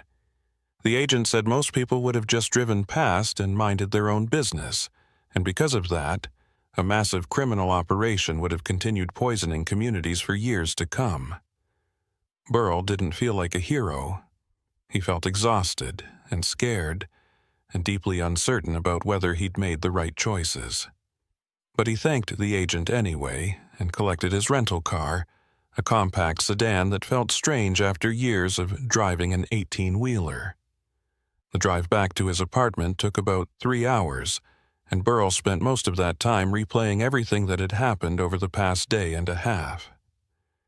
He thought about that first sight of the overturned trailer at the accident scene, the drums with their hidden military labels leaking their toxic contents into the soil. He thought about Foster Quill's grave expression as he'd explained the scope of the illegal dumping operation. He thought about Wade Tolliver's weathered face and steady determination to protect his land and his community. And he thought about that moment when he'd run back into the burning truck to save the evidence, knowing it could have cost him his life but unable to walk away. Burl had spent 17 years on the road, hauling cargo from one place to another without getting particularly involved in the communities he passed through. He'd always thought of himself as just passing through, not really part of any place. But the events of the past 2 days had shown him that wasn't true. He was part of Arkansas whether he acknowledged it or not, and what happened to its land and its people mattered to him more than he'd realized.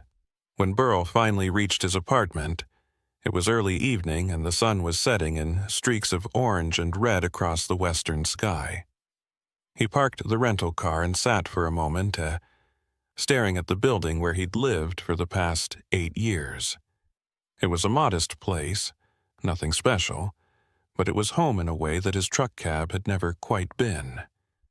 Burl climbed out of the car, wincing as his burned hands protested the movement, and made his way upstairs to his unit. Inside, everything was exactly as he'd left it before heading out on what he'd thought would be a routine delivery. His kitchen was clean, his bed was made, and his refrigerator hummed quietly in the corner. The normalcy of it all felt surreal after what he'd been through. Burl took a long shower, letting the hot water wash away the smoke smell and the grime from the road, then bandaged his burns with supplies from his first aid kit.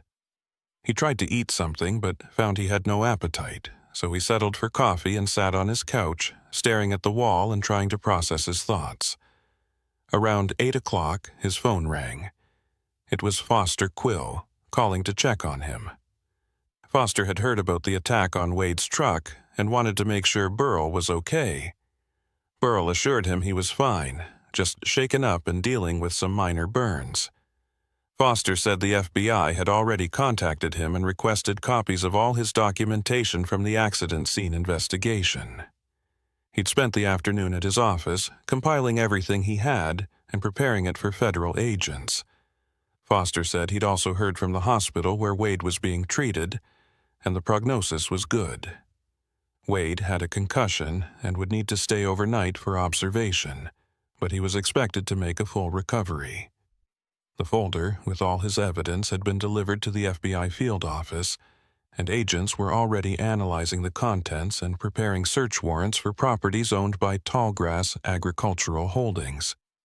Foster sounded energized, almost excited, in a way Burl had never heard from him before.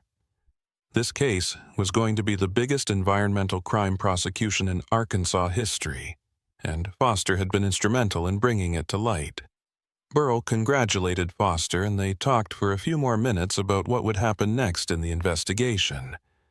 Foster expected that within a week, federal agents would be executing raids on Tallgrass properties and bringing in the people behind the operation for questioning. The evidence was strong enough that conviction seemed almost certain, assuming the defendants didn't flee before they could be arrested.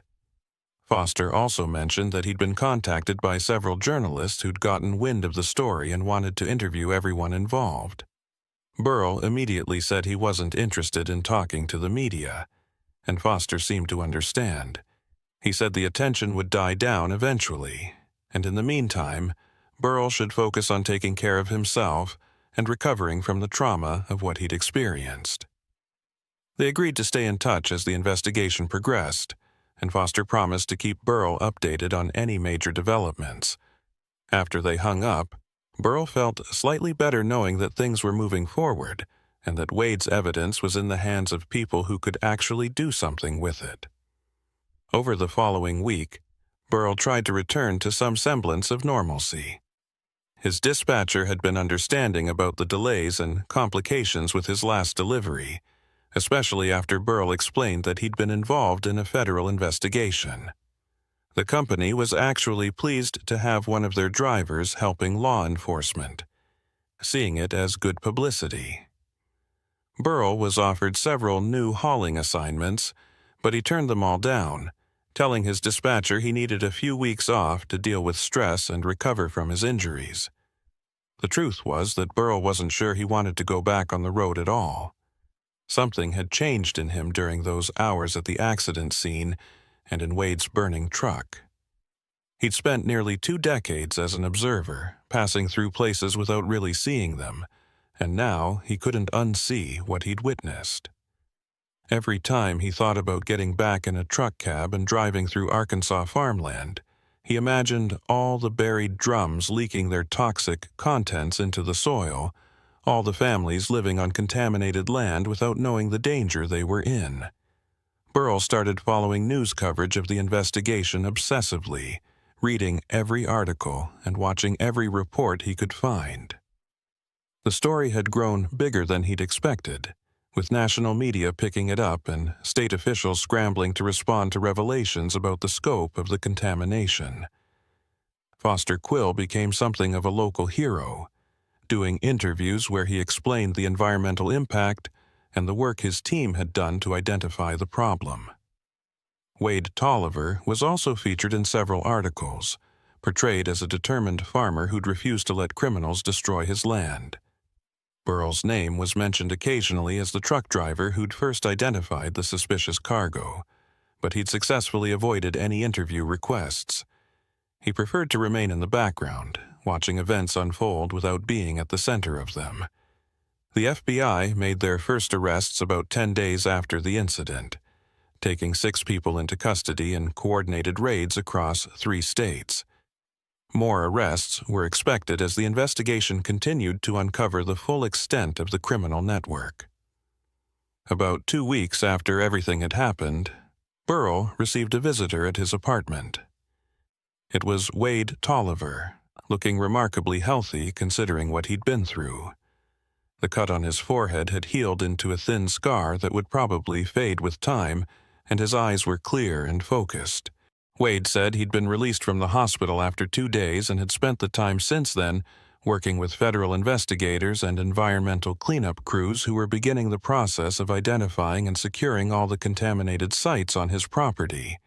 The cleanup would take years and cost millions of dollars, but the government had assured him the costs would be covered through asset forfeiture from the criminal organization once convictions were obtained. Wade had come to thank Burl personally for saving the evidence from his burning truck.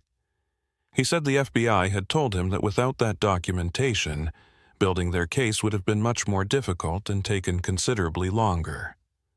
Wade had brought a gift, a framed photograph of his farm taken before the contamination had been discovered, showing vast fields of corn stretching toward distant tree lines under a brilliant blue sky.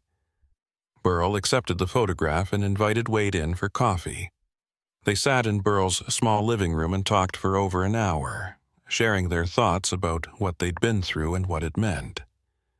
Wade said the experience had reinforced his belief that ordinary people had to stand up against powerful interests when those interests threatened their communities and their way of life. He couldn't have fought tall grass alone, and Burl couldn't have brought them down without Wade's evidence, but together they'd managed to expose something that needed to be exposed. Wade asked what Burl planned to do now, whether he'd go back to trucking or try something different. Burl admitted he didn't know. The road had been his life for so long that he couldn't imagine doing anything else, but he also couldn't imagine getting back in a truck and pretending nothing had changed. Wade suggested that Burl take his time deciding, that sometimes the best thing you could do after trauma was to sit still and let yourself heal before making major life decisions. After Wade left, Burl hung the photograph on his living room wall where he could see it from his couch. He stared at it for a long time, thinking about all the work and care that had gone into creating those fields, and all the ways that criminals had tried to destroy them for profit. The image represented something important that Burl had never fully appreciated before: the connection between land and people, the way communities were built on the soil they cultivated and the water they drank. As a trucker, Burl had moved across the surface of that connection without understanding its depth. He'd been focused on schedules and routes and deliveries, treating the landscape as nothing more than miles to be covered. Now he understood that every place he passed through had its own story, its own struggles, its own people trying to protect what mattered to them.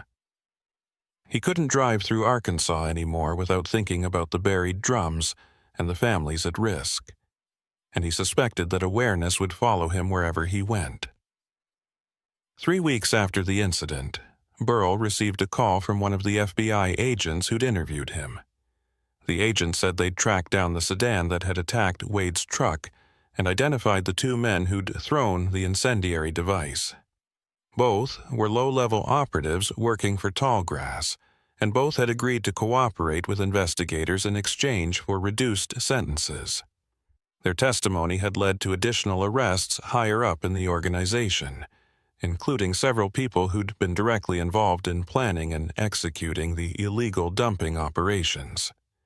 The agent said Burl would definitely need to testify when the case went to trial, probably sometime in the next year. But in the meantime, he could rest easier knowing the immediate threat had been neutralized. The agent also mentioned that the state of Arkansas was planning to create a new environmental monitoring program, specifically focused on detecting and preventing illegal dumping, and that they were using this case as the catalyst for increased funding and oversight.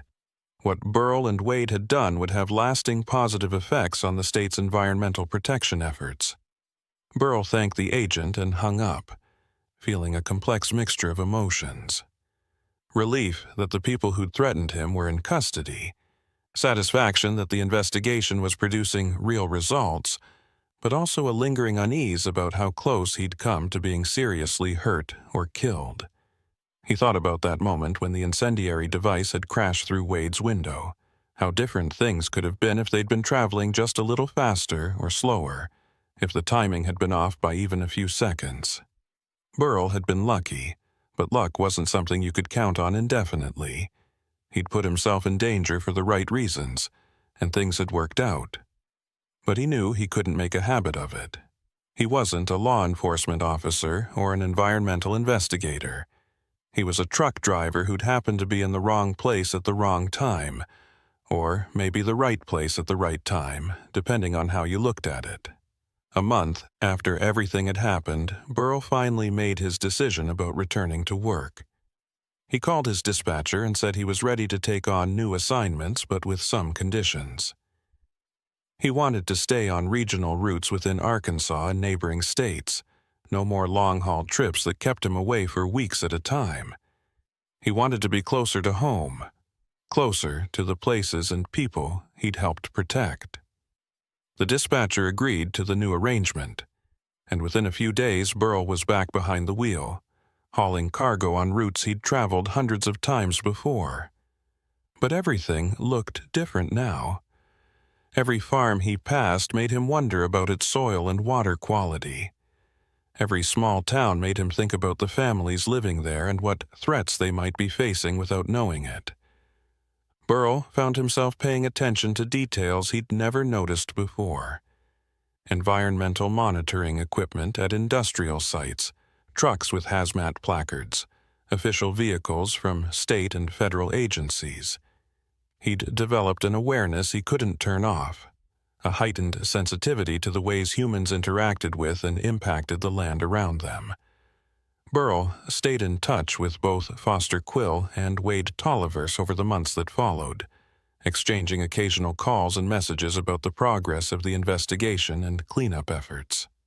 Foster kept Burl updated on the legal proceedings against Tallgrass and the individuals who'd been arrested, which were moving forward despite aggressive defense tactics and attempts to delay trial.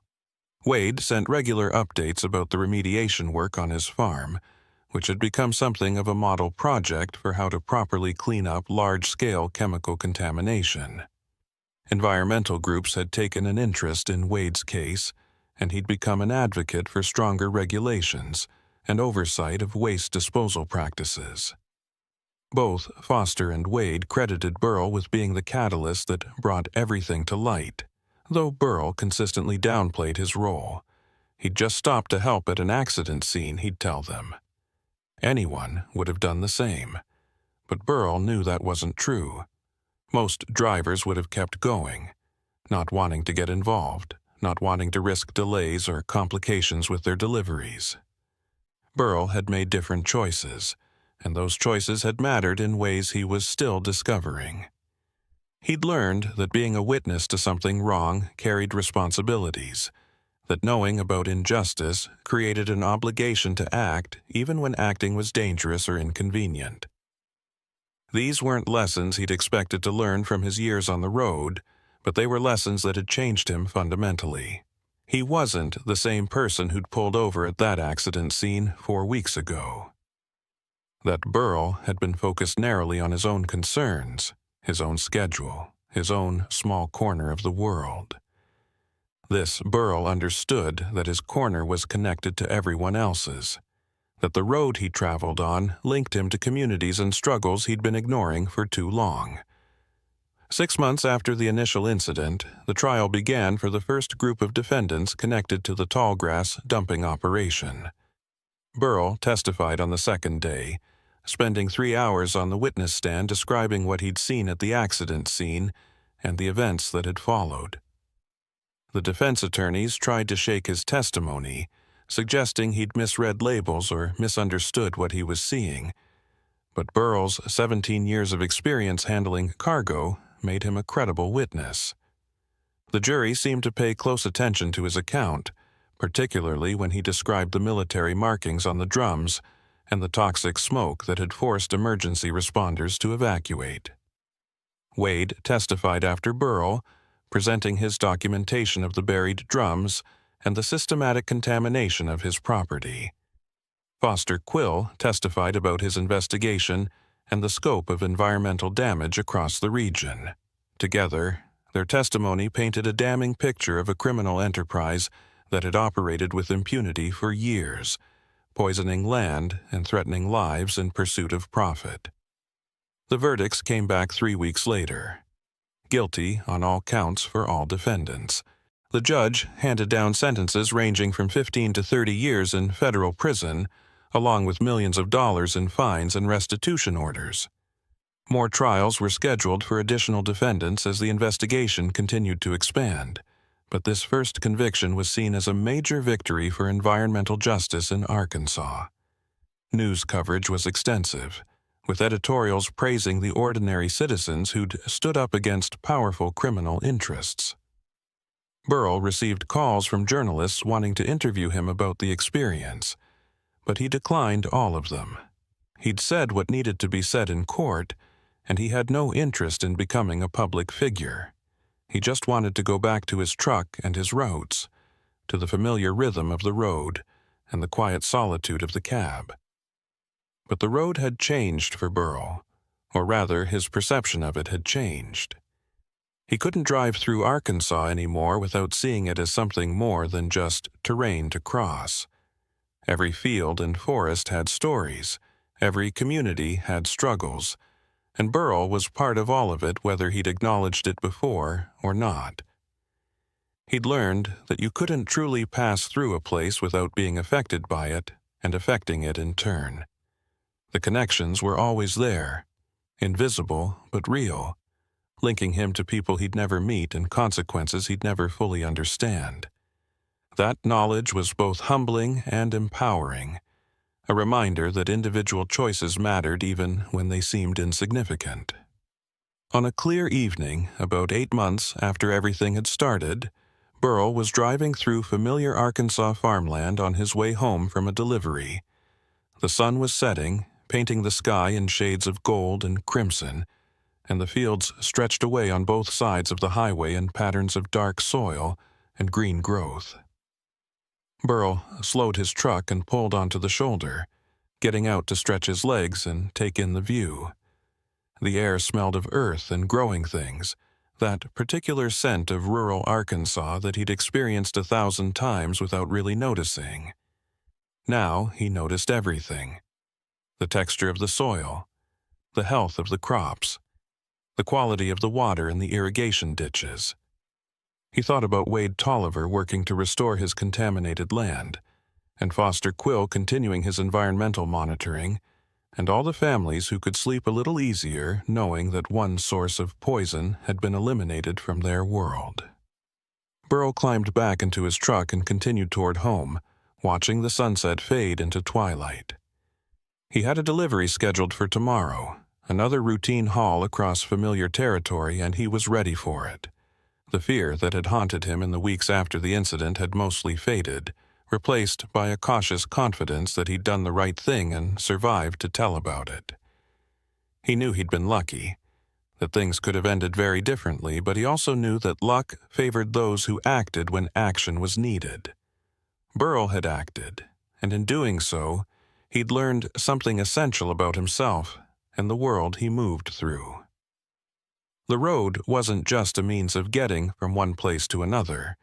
It was a connection between communities, a thread that linked struggles and stories and lives in ways that weren't always visible, but were always present. And Burl was part of that connection now, permanently and irrevocably, in ways that would shape the rest of his life. As darkness settled over the Arkansas landscape and his headlights carved a tunnel through the night, Burl thought about all the miles he'd traveled, and all the miles still ahead. The road stretched on endlessly as it always had, but now he understood what it carried and what moved along it. Not just cargo and commerce, but stories and secrets, dangers and discoveries, the whole complicated truth of human existence played out on asphalt and dirt. He'd been driving these roads for 17 years, but in a sense, he was just beginning to truly see them. And that vision, hard-won and sometimes frightening, was something he'd carry with him for whatever miles remained.